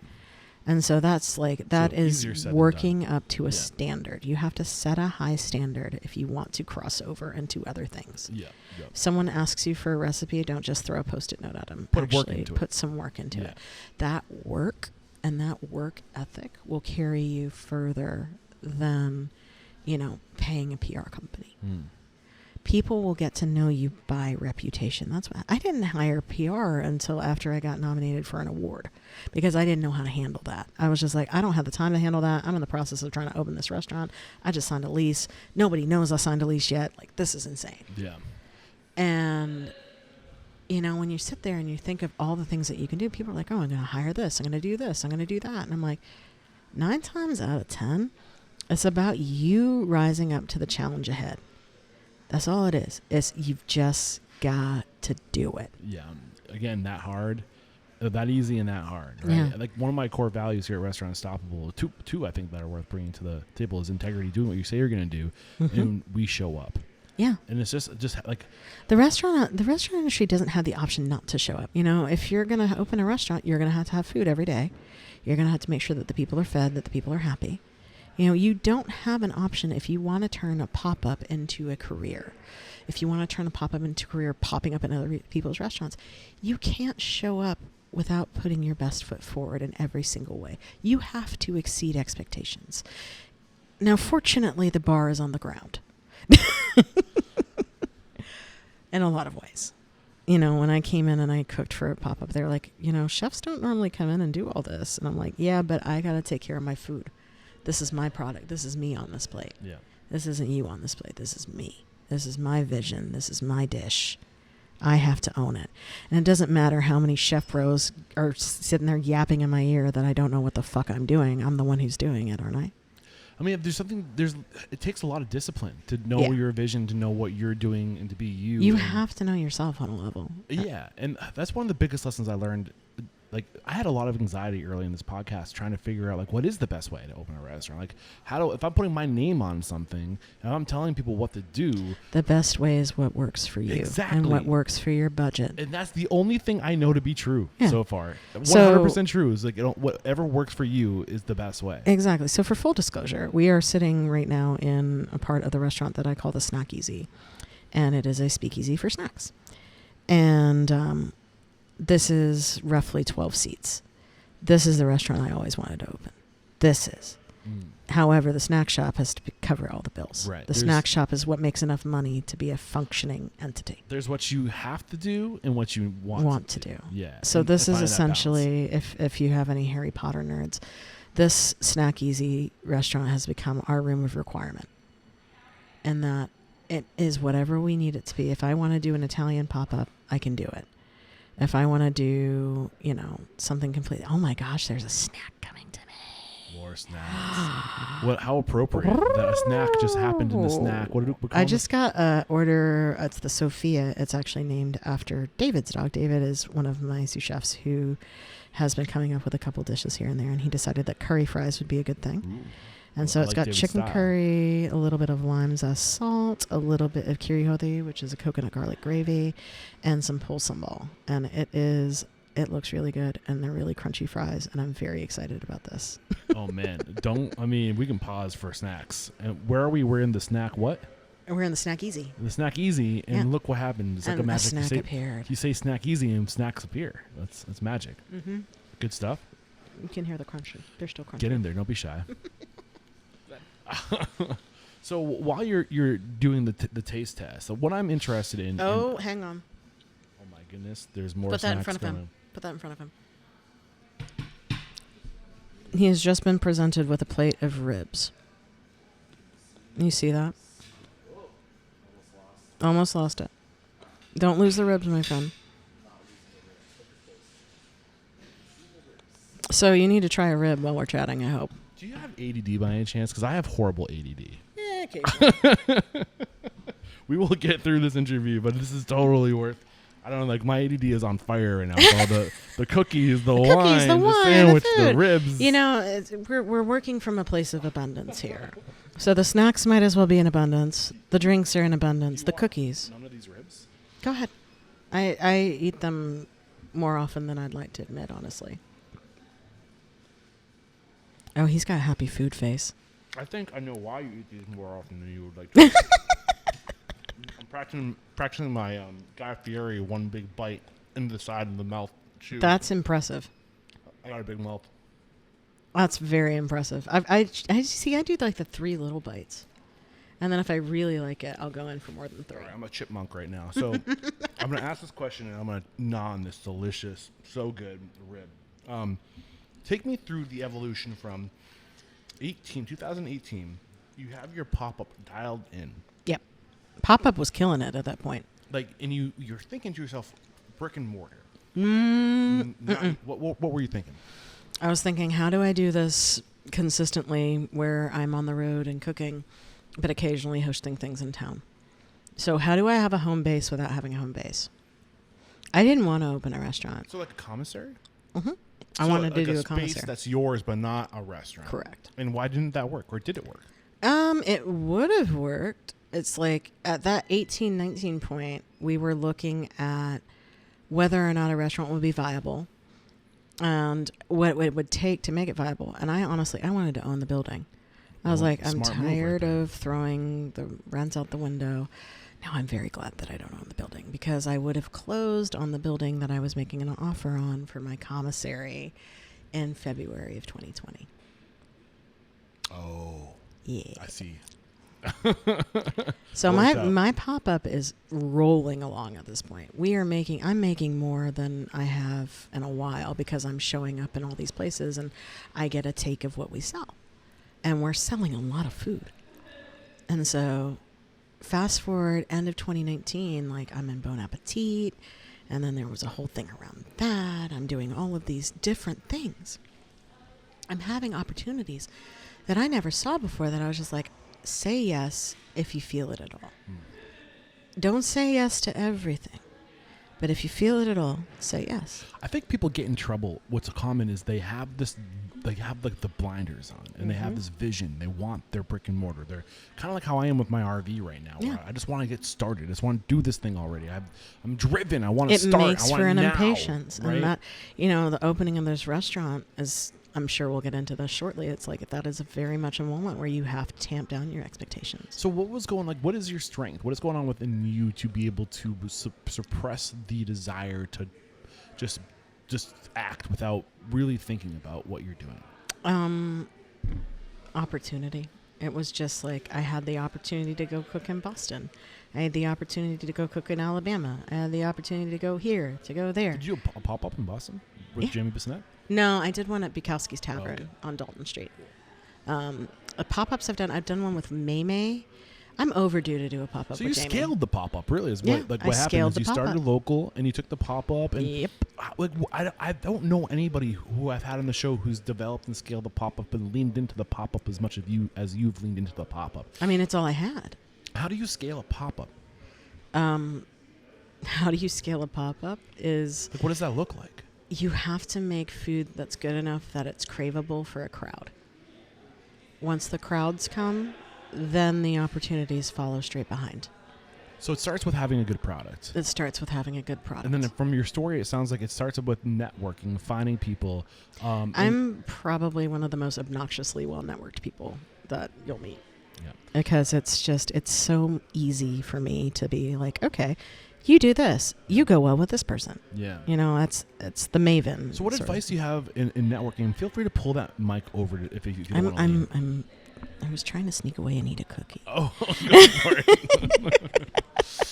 But no, it's like, especially when you're surrounded by people that you respect, when they're speaking to you, it's because they respect something that you're doing, or, you know, they're hosting you. You also have something they want. You have something, you have a marketable skill that is going to bring some sort of benefit to them in way, shape, or form. You need to understand what, you need to understand what your benefit is. If you don't understand what your benefit is, if you don't know what your secret sauce is, if you don't know what makes your stuff, you have no business making a business out of it. What was your stuff? What was your benefit? What was your secret stuff? Mine is that I can pretty much combine Sri Lankan flavors with any cuisine and make something that I'm proud of. Now, 9 times out of 10, I have to lean on somebody in those kitchens, or lean on somebody with a little bit more skill to help me out. But for example, we were doing a pop-up at Bottega in Birmingham, Alabama. Bottega is an Italian place. There are no Sri Lankan Italian places out there. But you'll be damn sure that we did a crab curry ravioli, and you'll be damn sure that it's sold out. Can I just recognize your ability to put your ego aside and say, this is what I'm good at, and this is where I'm willing to take help from other people? And I think a lot of people are afraid to admit you that they're not cannot operate with an ego if you Mhm. want to open up a restaurant that is going to be, if you want to be a sole proprietor with no investors, no crowdfunding, no nothing. I did this myself. So I'm also really interested in the economics of a mobile pop-up. Like you're a pop-up. You're like going like, like Exactly. you're a pop-up's pop-up, And then you have to learn about invoicing and making sure that you do get paid. So at this point, when you're going to different markets, I'm sure you're getting more than just the revenue that you're selling on the food. Yeah, I would get some from. I eventually had to standardize my spice blends down because I would be somewhere like Martha's Vineyard where I couldn't find a market to make anything happen. Hi, Marty. How are you? So my employees did not know this was happening today, so it's been very funny to watch their facial expressions. I am in a restaurant. It is cracking me We are a up. part of the restaurant today. We are part of the restaurant Yeah. today. But, if you're going to... I forgot what I was saying. You were talking about the food and how it's hard to source ingredients. Yeah, so it's hard to source ingredients. You're sitting in Martha's Vineyard. You need unroasted curry powder, ginger powder, all these things. You're not going to find that at the little market store or the fish store or anything like that. You're going to find some really amazing fish, but how are you going to make it yours? And so I need more than butter, salt, and pepper. I need more than, a handful of very common ingredients, because Sri Lankan food is not well represented because it's very difficult to source all the things. I depend on the availability of fresh curry leaves. Purely. Like I grow my own now. So I get that how you have to adjust your standards or adjust your process. But that means that I could make it consistent. Okay. From one place to another. And that's the big thing. I guess what I'm curious about, like, in the terms, if somebody wants to recreate what you've done, maybe they have, like, where they recognize your value and say, I see the same value. I have something unique too. And I think that I like my unique ability. What makes it unique? And why is it unique coming from you? Yeah, so the story and like the big picture, and how do you bring I'm this? How do you a market first generation Sri Lankan American woman who has no qualms with anything at this point. Own it. And I own it. I own who I am. I tell people I've got short, brown, and round on lock. And, that's just me. I do have a big personality, but I also have skill. So I guess what I'm curious, is it just the food, or are you also selling your brand? Are you It's a making, brand. Okay. It's a brand. It's 100% a brand. So how do we scale that, and how do we market that, and how do we make money doing that? It is very difficult to make money doing that. You have to be willing to sacrifice so much. You know, I was spending roughly 75% of the year on the road. I miss my family. I miss my dogs. I miss my husband. It's not for everybody. It's not for everybody. It puts strain on all of your relationships. It looks so sexy from the outside looking in. Oh my God, my life looks so cool on Instagram, but really I like to take naps and snuggle with my dogs. Like, it is not easy. Yeah. And it's accepting that and making those sacrifices an expected and a willing part of your journey. You have to be willing to sacrifice your sanity to go cook in somebody else's kitchen at 3 o'clock in the morning to get everything done so you know that the food is right. You have to sacrifice a level of control if you want to take help. You have to sacrifice some of your ego if you don't know how to do something. How do we go about valuing ourselves and the service and the brand that we bring to an event or to a different city or to a magazine or to a rest? Like, how do we, like, even, what does that even look like? I mean, it has to start organically, doesn't it? Yeah. You have to. I mean, there have been moments where I've been completely down on myself, and everybody has those. Everybody has those moments where, like, what the hell am I doing? Why am I doing this? Anybody can do this and all that. And then you turn around and you look at what you do and you look at how you do it. And if you can look at that and be proud of it, that's where a lot of that drive is from. I started to realize that I was the only person taking a cuisine that I grew up eating to these, I would go from Portland, Maine to Los Angeles in the span of a week. Yeah. And people wanted that. Now, did people want that because I was really great at posting pictures of it on the internet? Maybe. Yeah. Did people want it because they saw me cooking with so-and-so on some show? Maybe. But ultimately, they wanted it because I was willing to put it out there in a manner that was consistent to every experience. Got it. Was there a point in this evolution of learning how to scale your pop-up where you're like, I'm not doing this right, I could do this better, or like, every time, an example of that. Every time. Every single pop-up had a postmortem. Every single one. What was the biggest aha moment, the biggest thing you started doing differently that had the biggest impact on carrying your spices. Oh my God. Sourcing became so much easier. Because if you can just depend on a place. Must have been interesting. Never a dull moment. I haven't done international yet. Okay, good. I've only done national. I've driven and I've flown a lot. Yeah. It's essentially, I would have to distill my kit down to my necessities. Yep. What do I need to make this perfect? Yeah. And you don't have a lot of room. You can't take the whole car with you. I had essentially have it scaled down to a 19-inch carry-on. Do you see my outfit right now? Mm-hmm. T-shirt and pants. Mm-hmm. I used to dress up. You see my outfit right now? Yeah. It's a jumpsuit. And you know why I choose jumpsuit? Because you don't have to pick out pants. Yeah. And they have eating room. It's fantastic. Yeah, so I totally relate with everything you're saying. Yeah, it's just how do you make this replicable in a way that honors your vision? Yeah. And you have to dial down to the granular level. You have to make the sacrifices. You have to decide what you're willing to do. Like for me, when I was a solo thing, I wouldn't do tasting tents because that's 600 portions for one person to make. Now that I have the help, it's a bit different. Yeah. So one more quick break to thank our sponsors. I want to start talking about where your restaurant is today and like what the big picture, the business model, how you found this spot, why this spot. Why everyone thinks I'm crazy. We'll find that out too. We'll be right back. We have to interrupt today's video to let you know that right now Restaurant Systems Pro is offering a no strings attached 60-day trial that will help you improve your systems, increase your profit, and find better work-life balance. All you have to do is click the link below. So we're back, and we left off here sometime. I'm assuming this is like 2018, 19, 20. This is your lifestyle. Well, in 2020, my entire life went upside down. I had a year and a half of pop-ups that disappeared in one day. Oh man, and that sucked because you go from building all these things. Building all these relationships. Oh my God, I got invited to go cook in Chicago. Oh my God, I got invited to go cook in Seattle. Things that I never thought that someone would invite me to go cook in Seattle. And here I am. And I have to figure out how to do it. And then all of a sudden it's all gone. I didn't know if I would have a job after the pandemic. So what did you do to survive during the pandemic? I went back to tech. I worked in tech and IT, and I worked in relief for a while. I wanted you had a skill set to fall back on. I had a skill set to fall back that on. was in high demand. Mm-hmm. That's good. Everyone went e-commerce all of a sudden. I Right. became very, very valuable. I bet. But people were also hungry. And in that regard, I was more valuable.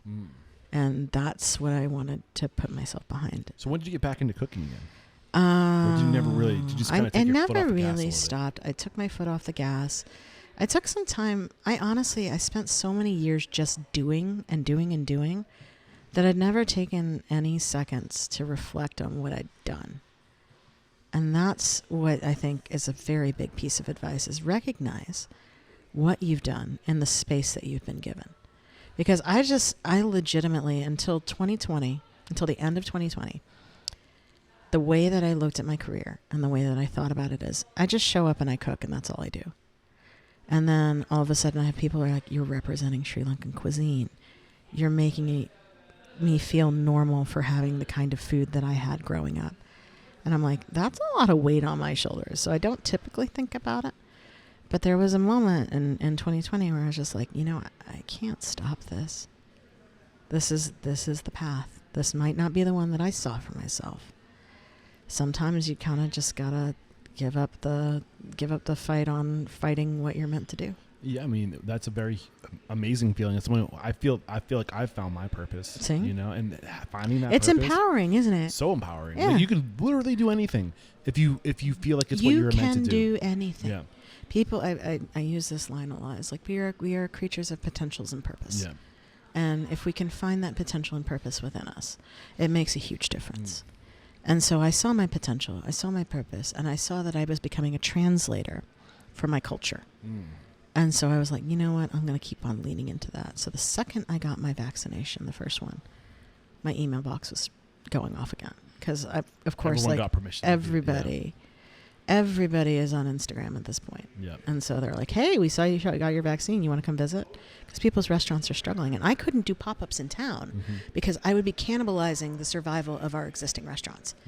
And so, like, you kind of have to, you can't go into this pop-up mentality being like, I'm going to go all the places, I'm going to make all the money, and I'm going to do that. Because you have to have a sense of nuance to it. Right. And you need that ecosystem of restaurants to survive, so you can't just trample all over it. Right. Yeah. Like, you can't run around and be shitty and, like, basically crush people's survival and expect to come out of it smelling like roses. It just does not happen. So it sounded like out of the pandemic, out of the out of the early part of the pandemic. Yeah, like you kind of came out with a whole new sense of purpose and drive, and I donned my little mask and I went into people's kitchens for a couple days, and I was getting COVID tested multiple times a day for some of these things, and I made it happen. And at this point, and this is what, late 2021 now? April 2021 is when I hosted my first pop-up in New York City. Okay. What happened between April 2021 and September 2023? What were the at what point are you saying I'm opening a brick and mortar? I ended up being on TV. I started being on PBS with Milk Street doing instructional videos because I was doing them during the pandemic, and they're like, hey, she's pretty good at this. Maybe we can bring her in for this. I'm like, sure, I haven't tried that yet. Ended up being good at it. Sweet. Awesome. Revenue stream. Done. Yeah. So this is where your marketing and branding and like ad agency and the willingness between that and like I spent 7 years in the music industry, just doing merchandise management. And so understanding numbers, understanding profit and loss, understanding all these little granular things that go into whether or not you can survive on a financial level. And then the space that we're sitting in came up for rent it was announced for rent in June of 2022. Yeah, June of 22. So almost a year and 3 months from when the space was available to when you moved in. But I was everywhere at that point. I got platinum in 6 months on Delta. Wow. Like, that's how much I was flying. That's crazy. It's insane. Yeah. I don't recommend it. Comfort Plus? Oh, no, first, my friend. Oh, I'm so jealous. First, my friend. Oh man, I can't do Coach. And that's not me just being. I can't do anything but Comfort Plus now. Delta has spoiled me. I literally can't fit. I don't think. I'm not that tall, and I can't fit. I see little people on airplanes. I'm like, how are we paying the same for this experience? Right. Like they get curled up in balls and they're like a cat in a big sofa, and I'm like, I can fall asleep as soon as we take off. I can't even open my laptop all the way. Well, especially if not the person in front of you is leaning back. I know. No, I jockey for that first class upgrade, my friend. I can't wait until the day. I stick. So whenever I book, they automatically bump me to Comfort Plus, which is a godsend. And then since I'm flying out of Lexington, there's not that many people on the upgrade list, so I usually get a little bump. Nice. So I became. Teach me your secrets. I started living in Delta lounges, and I don't recommend that because it's terrifying. Bye, David. Have a good day. I love David. He's amazing. I love my staff so much. But anyways, so, fold yourself up into a little Delta package and ship yourself all over the country and make it work and make sure that the food is good everywhere you go. So help me understand your business model today. As far as like you're still doing the pop-ups. I'm still doing the pop-ups. So I feel like in your world, like your pop-up is like your food truck where you're going out to use your pop-up to promote your business. It's essentially how I share the brand. Okay. That's how I share the brand. It's how I share the food. It's how I share the ethos behind the food. Got it. Again, we're working hard and we're being kind to people here, and everything is falling together behind it. What about how you've cooked so many things, right? You've tried so many different things. You've been forced to force your recipes into the resources that were available, depending on wherever you were. How did you settle on the menu that you have today? What is that? What can we execute that is replicable, that is craveable, and that isn't going to be a nightmare on prep? And you also spent 5 years, 6 years, 7 years? I spent 6 years menu developing and testing. And what were the greatest using hits? this in different concepts. The fried chicken, a hit. Yeah. The ribs, a hit. The rice bowls, a hit. The shrimp and grits, a hit. And I think that was something I wanted to come out of today's story. Is like use your pop-up to do R&D. Yeah. And get feedback. That's all I did. Yeah. Every pop-up was a learning opportunity. Yeah. And it's like you can get every accolade under the sun. But until you have the real world knowledge of knowing what it takes to make your vision work, you're not going to be in a situation like I'm in where, we're 7 weeks into this restaurant being open, and I have such trust in my crew because I've taught them how to survive like I survived. I don't need the skill set as much as I need the willingness to learn. When did you start having a crew? My first hire was made in July of 2023. Okay, so 2 months before you opened. 2 months before I opened is when I hired my first staff. And what was your first hire? My GM, Melissa. Okay. Who is a partner of the gentleman who had me doing the pop-ups behind the bar. Oh, okay. She is, I honestly, and I don't know if she knows this, but she's going to know it now. I did not sign the lease until she was a maybe. Because I feel like if I'm going to be on the road, I need to have a team that I can trust to execute my vision without me being Are you reading my mind? I feel like you're reading my mind a little bit. I was going to go It's the wine and the curry fries, my friend. Because I was thinking, I was like, how do you start a restaurant? You have to have the crew. Yeah. I started recruiting 6 months before we even got the lease. So, like, in all honesty, like, as somebody who has a dream to open a restaurant, and people are like, why haven't you opened your restaurant yet? I'm like, because I published 2 on-site interviews across the country a week. Like, I literally cannot. You need to have the time to get down to it on a granular level. Right. So, but you seem to you haven't given up on the pop-up. Like, when was your last pop-up? I mean, I did do like an appearance in Napa last week. Yeah. So, like, last week, and this is your second month as a restaurant owner? Yeah. Like, that is bonkers. Oh, everyone thinks I'm insane. It's great. And they're like, are you okay? And I'm like, yeah, my crew's got it. But like, I think that there's a lesson here that, like, you got to build the house before you move into it. And you have to recruit like you're in tech. Yeah. You need to I recruited like I was in tech. I identified leaders that I noticed were leading in their respective parts of the industry. So what was the biggest struggle going to the brick and mortar? What was the challenge for you, if anything? Convincing myself to do it. What were you afraid this of? This was a coffee shop that had sued the state government over COVID restrictions. So this spot came up, and it was a combination of the location, the timing.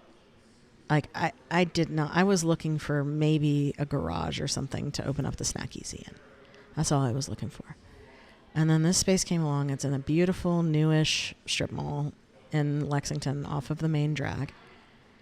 And I walked in, and it was all gray and pretty miserable. And I'm like, I can give this place a new life. Was it still cash flow at this point determining your growth, or at this point At this point, I went all in on me.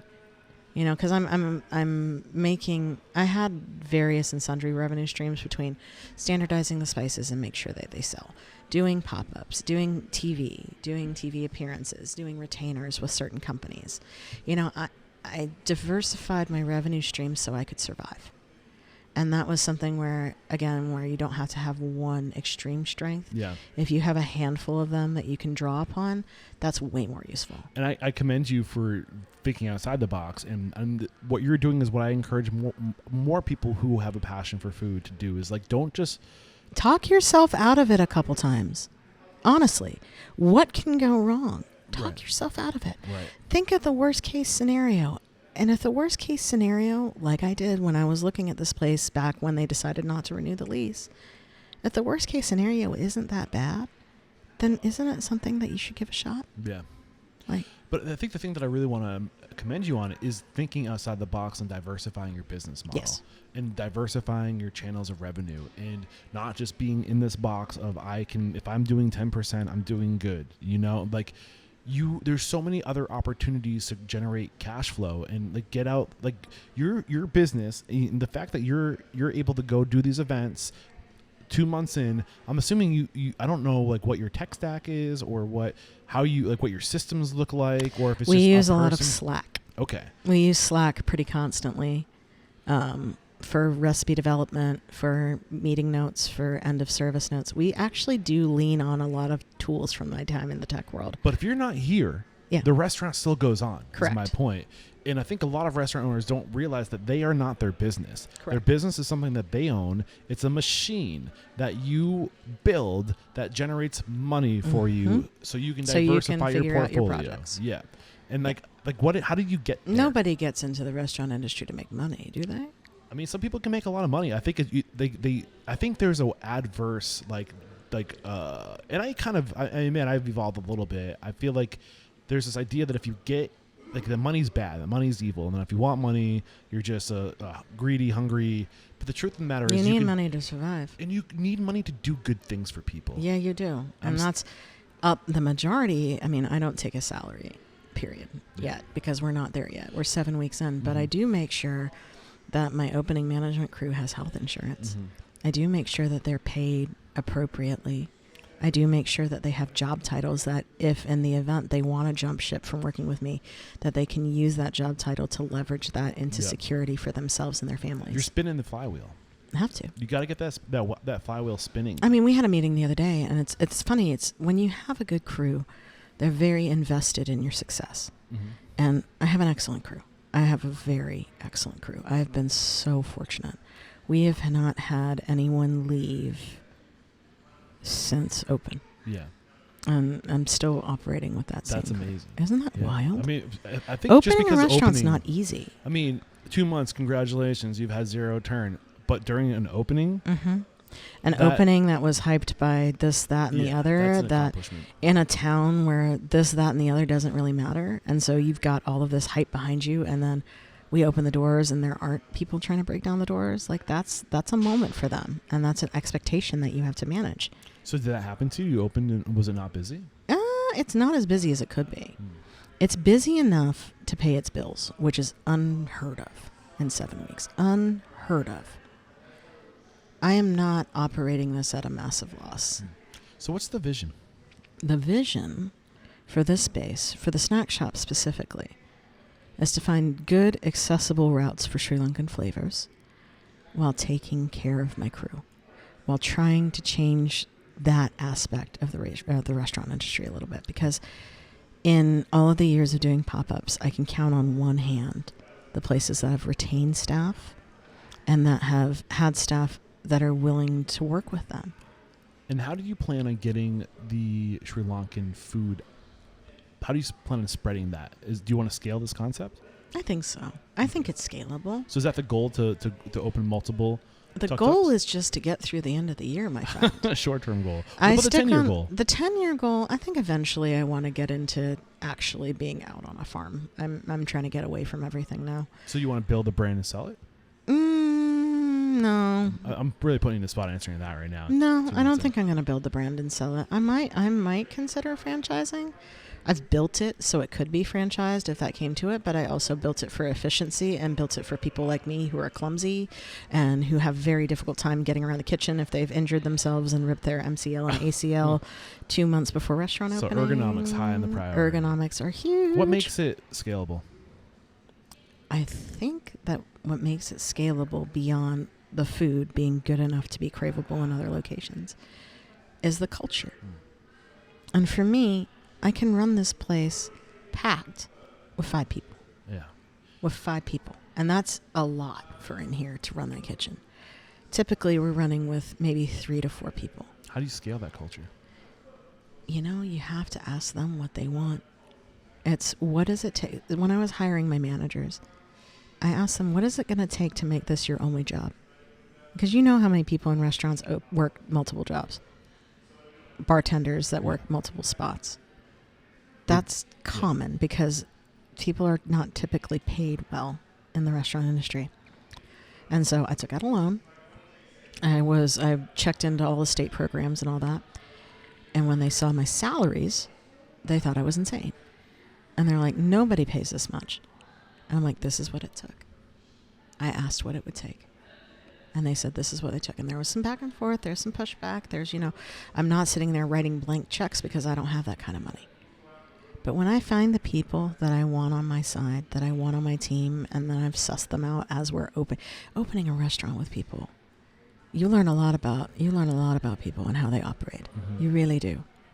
But like up until now, I didn't have a team. I didn't consider myself a chef until I started opening this place. Because in my head, a chef is somebody who empowers and tries to lead a team through service. Yeah. And if I'm not able to do that, this isn't scalable.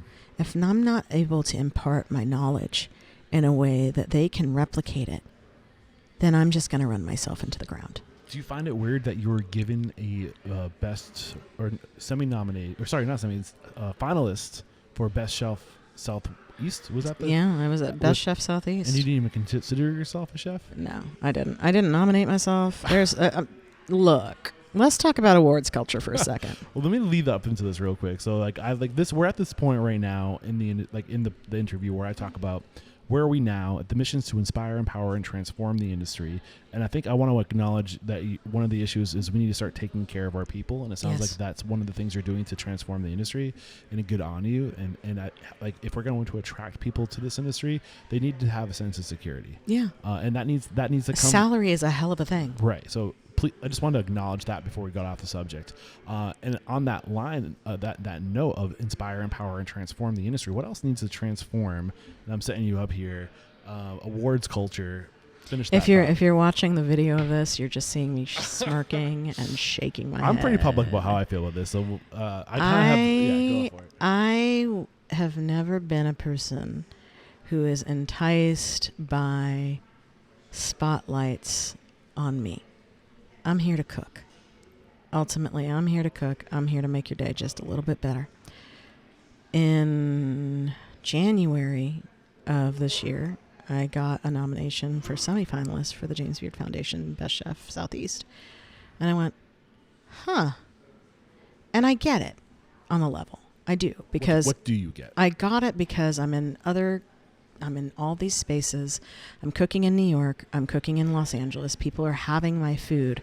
People who are buzzy and interested in the next new things are seeking me out. I get it. There's definitely traction to be had there. But I didn't have a restaurant, and I felt really weird about that. And you haven't led a restaurant as a chef. Your definition of a chef was... I would lead a team for a day. But that's not my team. That's somebody else's team, and their execution should be reflective of their chef, right? Not as much me. It's they're adapting to work with me. There's more than being a chef than your ability to cook. Yeah, it's so much. It's a leadership role. Yeah. So along that line. And so along that lines, I'm looking at all these names, and I'm the first pop-up chef in that sort of,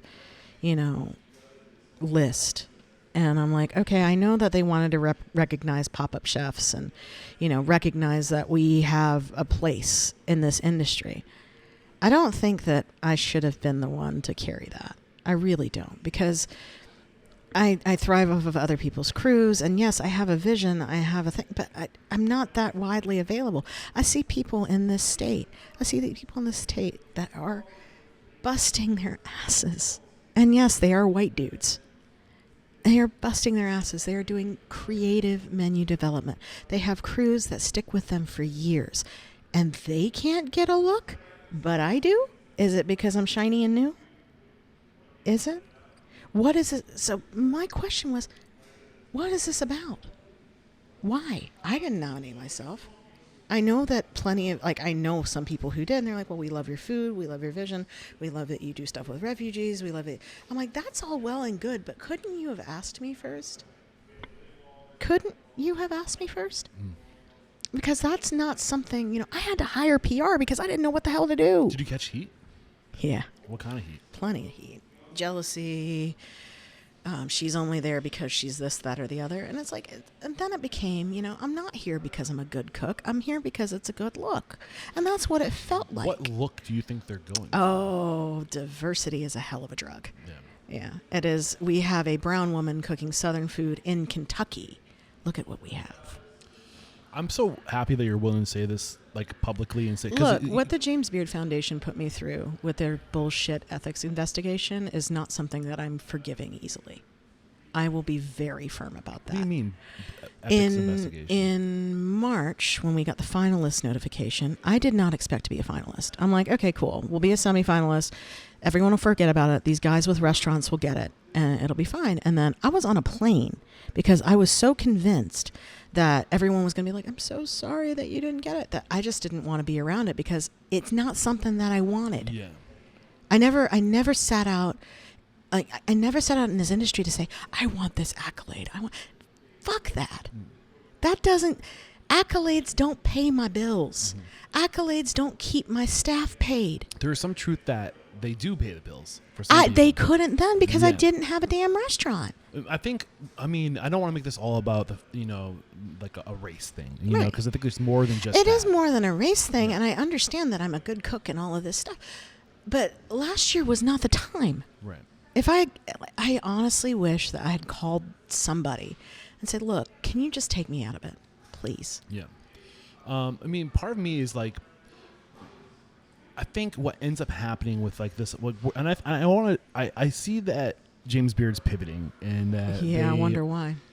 They pivoted away from, it was, and I'm going on record now, you're inspiring me to speak up and be transparent, that it was transparency is good. It was very much you got to play the game, you got to network, you got to They do the James Beard or the Michelin Star or wherever the awards go. They didn't think I'd have any problem with what was happening to me because it was them who was doing it. Well, I also think that the other variable is it's not just James Beard, it's the culture of awards. Yes. And I don't want to just narrow out and single out James Beard. It's all the food but and wine, they're the ones James who Beard, sent the damn private investigator to grill me for 2 hours about participating in a citywide domestic violence campaign. The James Beard Foundation Ethics Committee put me in the same boat as people who are yelling at their staff, who are throwing things at their staff, who are grabbing people in their kitchens. Of all these articles that came in, I didn't do anything wrong. So wait, because of the heat that James Beard got because they were giving awards to people who were getting in trouble with. Yeah, they revamped this whole ethics process a couple years ago, I guess, and it's not something that was related to my interests, but somebody had an axe to grind. So now they're making sure that before they nominate somebody there, that they pass this code of ethics. Right, and it's not something that was so. Basically, somebody took 2 years of material that doesn't reference anybody and made it all about them. And then they wrote this entire thing to the James Beard Foundation about how I was bullying them. Oh. Yeah. See, the story's coming out. The story. And so basically what people saw in the Times was only a fraction of the story. Yeah. I don't even know that, if I'm being honest. Yeah, like, I know. I don't give a shit about a lot of that stuff. You shouldn't, because it's a fucking farce. Right. So the big message I want to come out is that you don't get into this industry to get accolades and to get recognition. And the argument is, when you win those awards, you cannot argue that it does drive traffic to your business. It does. It's good. Yeah, for but money. what good is it to me if I don't have a business to drive traffic to? Right. But I guess, right. There's that part of it, but I think what I want people to understand is that there's more to this business than the accolades and the awards. And I think what ends up happening is what people think in order to be successful, you need to like just chase these crazy meals. You get to juxtapose to be able to get the attention, to get the awards, and it becomes about not really managing your cost of goods, but doing whatever it takes to get to look cool. Exactly. And that's I don't want to be the cool kid. So I want people to understand that there's more to this industry than being cool. No. There's doing the right thing. Yes. And I guess what James Beard and other, not just them, they but tried to do the right so thing. they're focusing more on like equality and diversity, and I get that needs to happen. I'm not trying to take I away understand from that I was a brown woman in a sea of white dudes, but all of the white dudes in my category, I spoke to all of them before that New York Times story came. And creating opportunity for diversity is a beautiful thing. And it's wonderful, but I should not have been on that list last year. But there's more important things, like teaching people how to run their business and running a fiscally responsible business that provides opportunity for people, that provides security, health insurance. How do you honor your culture without feeling like you sell out? That gives people skills that they can take beyond that restaurant, and that literally just changes the industry. And yes, we could be more inclusive. There could be more people of color that are owners in the industry, and I want to see that too. And there are, but you gotta look past me. Right. Yeah. There are plenty of people that I would put on that list ahead of me. Yeah. Plenty. And I bite my tongue on this topic because I'm afraid that as the majority, I'm just going to sound like I'm bitter about it. Look, I'm very bitter about what happened because essentially they empowered a white woman to try to take me down. Oh. And that is, bottom line, that's what happened. Angry white woman got upset and wants to take me down. Is there anything that hasn't come out in terms of, like, I'm just going to shut up now and let you kind of get your message out? I am not letting out the whole thing because I still have some legal avenues left. Got it. Because, again, I was not disqualified. They found that it was not more likely than not that they basically gave me a bunch of bullshit with civil legal language to it. And that whole thing blew my world up. Yeah. Like, again, you're sitting there and you're grappling with whether or not you really belong in this place with this honor and all the things that you do. Like I sat there at the end of 2020 and I was like, I've done all these things. This is huge. Nobody else has done all these things. And I'm not doing that to knock myself. I understand that I have a very valuable set of skills. And I have a very valuable opportunity to share those skills, to build something from that. But if you're going to investigate me in an industry where servers are scared to say things to their chefs, where people are getting their asses grabbed on the line, where people are harassed for who they are, what they are, who they love, and you're going to single me out because somebody has a problem with me saying that people who enable abuse are not good people. Not even anyone specific. You're going to single me out. You're going to have a private investigator track me down, call me, leave weird messages on my phone. You're going to have me, within 2 hours of speaking to this person for the first time, 2 hours of an essential interrogation where I didn't have a lawyer present. I should have. I should have recorded the whole damn thing. I would have released it by now because it was a fucking joke. They're asking me about sexual assaults that have happened to other people that have nothing to do with me. They're asking me about things that have happened to victims. And I'm like, do you hear yourselves? And then they're holding my status to see which way the wind blows. I had to get the largest law firm in my city to be on an email with me for them to even acknowledge that the investigation was still ongoing. Nobody knew anything. But the funniest part is that the James Beard Foundation knew that this was going to be a problem before the nomination process ever started. And that's where I'm going to leave that. Because they knew that somebody had an axe to grind with me. Yeah. Ultimately, this is the message I want to get out. I think that if we share information like this, that if we aren't afraid or just hold all this, like, so much anxiety, we feel like we need these awards to be successful. You don't. And we're afraid, like... You know what you need to be to successful? You know what you need? You need to be able to look at yourself in the mirror in the morning and say, look, I'm not fucking up and I'm not a shitty person. I would just love a whole a year of everyone who gets nominated to like reject the nomination and just say no thank you. But see, Let's take our industry back. I'm not saying that. I'm not pointing no, you like, out. I debated that because when they first started and when I found out what they were quote unquote investigating me for, I was like, are you fucking kidding me? I just think we need to take our industry back. We do. Yeah. And even if it's an outlier like me who comes in, I still want to come in for the granular bits of cooking and being good to people and hospitality. Trying to single you out on that statement. No, but that's fine. It's just like, you can single me out on that statement because I'm an example of it. You know, I understand that I'm a Sri Lankan woman. I understand that I'm a first generation American. I understand all these things. What I don't understand is how you are weaponizing the most basic of things. Again, a domestic violence It's also ad. all very divisive. Like, really? Yeah. And you've got, I mean, like, what's next? Like, if they're going to investigate me for a domestic violence ad, is it like next year is Batali going to get a fucking Lifetime Achievement Award or something? Like, if you're going after the people who are speaking out against sexual assault, what the hell are you doing? Oh my gosh. Anyways, that's my James Beard rant because they do not deserve me at all. Thank you for the, I'm going to say bravery at this point because I feel like a lot of people are almost afraid to offend this almighty The James platform. Beard Foundation doesn't pay my bills and it's only caused more of them. Yeah.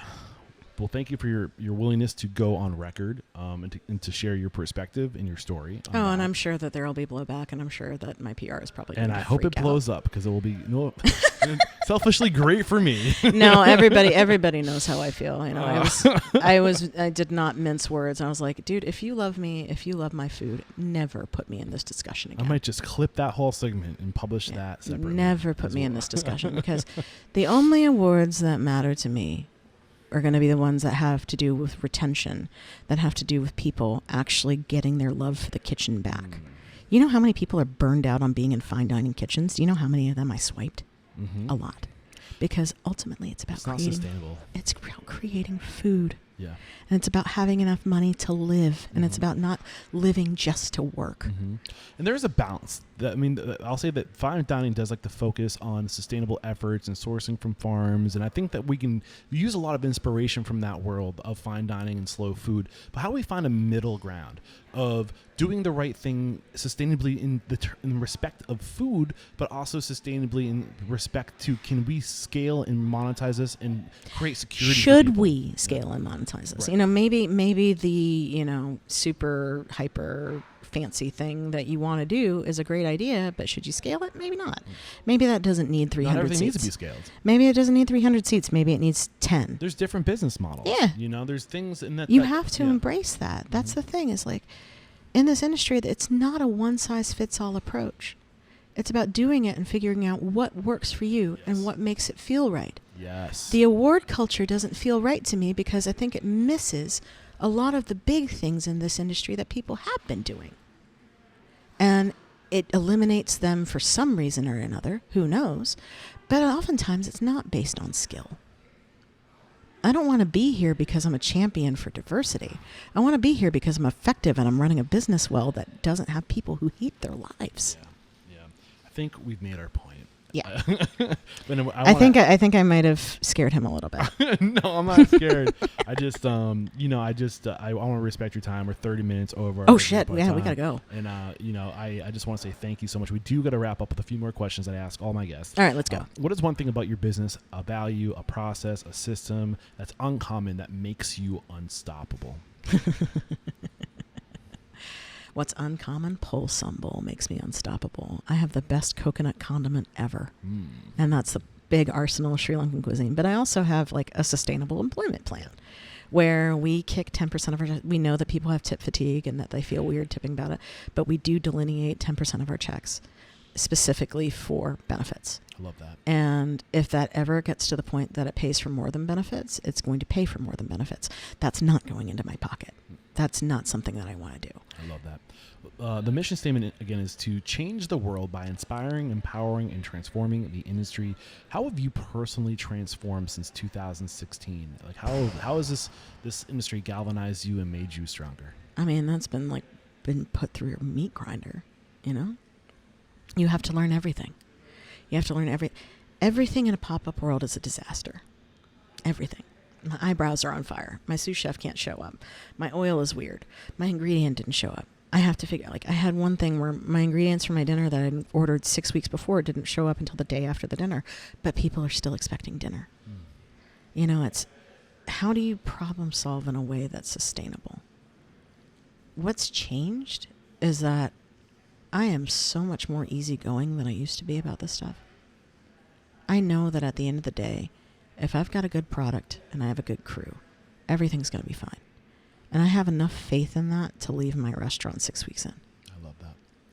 What is, if you got the news, 3 questions that you could leave behind? So if you got the news, you'll be leaving this world tomorrow. Okay. All the memories of you, your work, and your restaurants will be lost with your departure, with the exception of 3 pieces of wisdom that you could leave behind for the good of humanity and your legacy. What would those 3 pieces of wisdom be? Wow, that's a deep question for after a glass of wine and some curry fries, my friend. Take another sip. Yeah, let me take another sip on this. I just finished mine, but your job does not determine your worth. 1 is number 1. Your job, your title, whatever, that does not determine your worth. You do. Number 2 is that you have to realize the power that you have as somebody, and that you have a different viewpoint than I do of the same things. We can look at the same thing and see 2 different things. You need to honor your viewpoint. You shouldn't silence yourself. And number 3 is that accolades do not matter the way that we've been conditioned to think they do. Ultimately, 9 times out of 10, accolades are a marketing tool. Yes. And I drew back on that from many years of studying marketing. I know exactly what awards are. Yeah, that's exactly what it is. And awards don't make you feel better. No. And there are so many people who get into this industry to get those awards, and they don't. Oh, I know like tons of them. And they don't feel like they've achieved anything until they've gotten those awards, and they leave this industry feeling like they failed because they never got the. It's not about that. You know what matters to me more? It's today there was a young lady who drove 3 hours to be here today. She's a Sri Lankan. I drove 3 hours to be here today. What a coincidence. Oh, I know. And she came here with her family, and she's Sri Lankan, but is in an interracial marriage like myself. And I sat there and I looked at her and I hung out with her family for a bit. That's cool. And it's like, this is what we can do. This is what we can be. We can be a beacon in the darkness for people. We can be a beacon where there is no representation. We can be that. Yeah. And that's what matters. Yeah. This has been a lot of fun. Thanks for having me. Thank you for... Sorry I kept you so long. No, I love going long. I really do. Like, honestly, I wish they were all 2.5 hours long. Well, I mean, everyone's going to try to get to that last bit, so you're going to have fun with that. I have to start paying my editor more money, though, for these long episodes. Oh, God, he heard that, didn't he? We love you, editor. Thank you. Jared's the man. I'm Make so lucky me to sound cool. You made yourself sound cool. And this next question is the last question, and it's really what I want to be the backbone of Restaurant Unstoppable. Who am I to decide who should be made an example of in the industry? So who do you respect and admire in the industry? Somebody who you just have, if this person was a guest on the show and I could tear into them like I tore into you today to get them to open up, to share information. They'd tear right back. I mean, I think of people like Manit Chauhan 100%. She is inspiring because she's gone through so many hurdles, so many challenges to make her business successful, and is still unapologetically representing Indian culture in the food world. So Manit Chauhan. Mm-hmm. I think about people like her. I think about Laura Ramirez, who is a chef here in Lexington, who moved her family up to be a part of the horse industry in the 80s from Guadalajara. Wow. And then they realized that there was something missing. So they brought back a tortilla machine one year, and that's still the one that makes all the tortillas at this place on Alexandria Drive. Wow. And she's been working tirelessly in various iterations of restaurants, cleaning houses, and all that to carry her vision. So Laura Ramirez she's an inspiration to me. And she's free and giving with her knowledge. And say her first name for one more time. Laura. Laura? Yeah. Okay. Laura and Manit, look out. I'm coming after you. Yeah, I'd love coming to get after you on you. the show. And I can't do it on this trip because I'm off to Kansas City next. Now stop and get a burrito from Ramirez on the way. It'll be worth it. Okay. Definitely. And how can we connect if we are really inspired by you, if we want to follow you on Instagram? Internet tell you is how the much best you inspired us, way. and I mean, don't tell me that. That would be weird. No, I'm on the internet as Tuk Tuk Lex, TUK LEX, and then the snack shop is Tuk Tuk Snack Shop. And then if you want to keep apprised of all the exciting things going on in the Snack Easy, at the Snack Easy. And are you hiring or what's going on there? We are full up right now, Good but for you. we have a little pile of resumes, and Cool. that I also think is insane that people Awesome. want to come work with us, Awesome. and I'm grateful for that every day. And this is episode 1047. Head over to restaurantunstoppable.com 1047. 1047. We'll have a summary of today's discussion as well as how to connect and any tools or services recommended all over there in the show notes. And just thank you so much, Sam, for taking the time. I just asked questions. Thanks for letting me rant a little bit. That was very Hey, that's what I'm freeing. here for. I've been told these are therapeutic. in nature. Extremely. Well, we'll see how therapeutic it is after it gets released, and I'm hiding from my You're gonna be like, inbox. God damn it, Eric. I'm like, damn it, Eric. Did I really say that? And yes, I did, and I own everything I say. But Good. I'm gonna put ad money behind that episode to get it out there. This is where I say I just ask questions. You do what I do. You make what I do possible with your time and knowledge and your willingness to share your story. There is no questioning. You are unstoppable. no, thank you, and thank you for being here. And you're always welcome to stop here Oh, after that if you chicken have sandwich, to make a stop. I will for sure. Cheers. Cheers.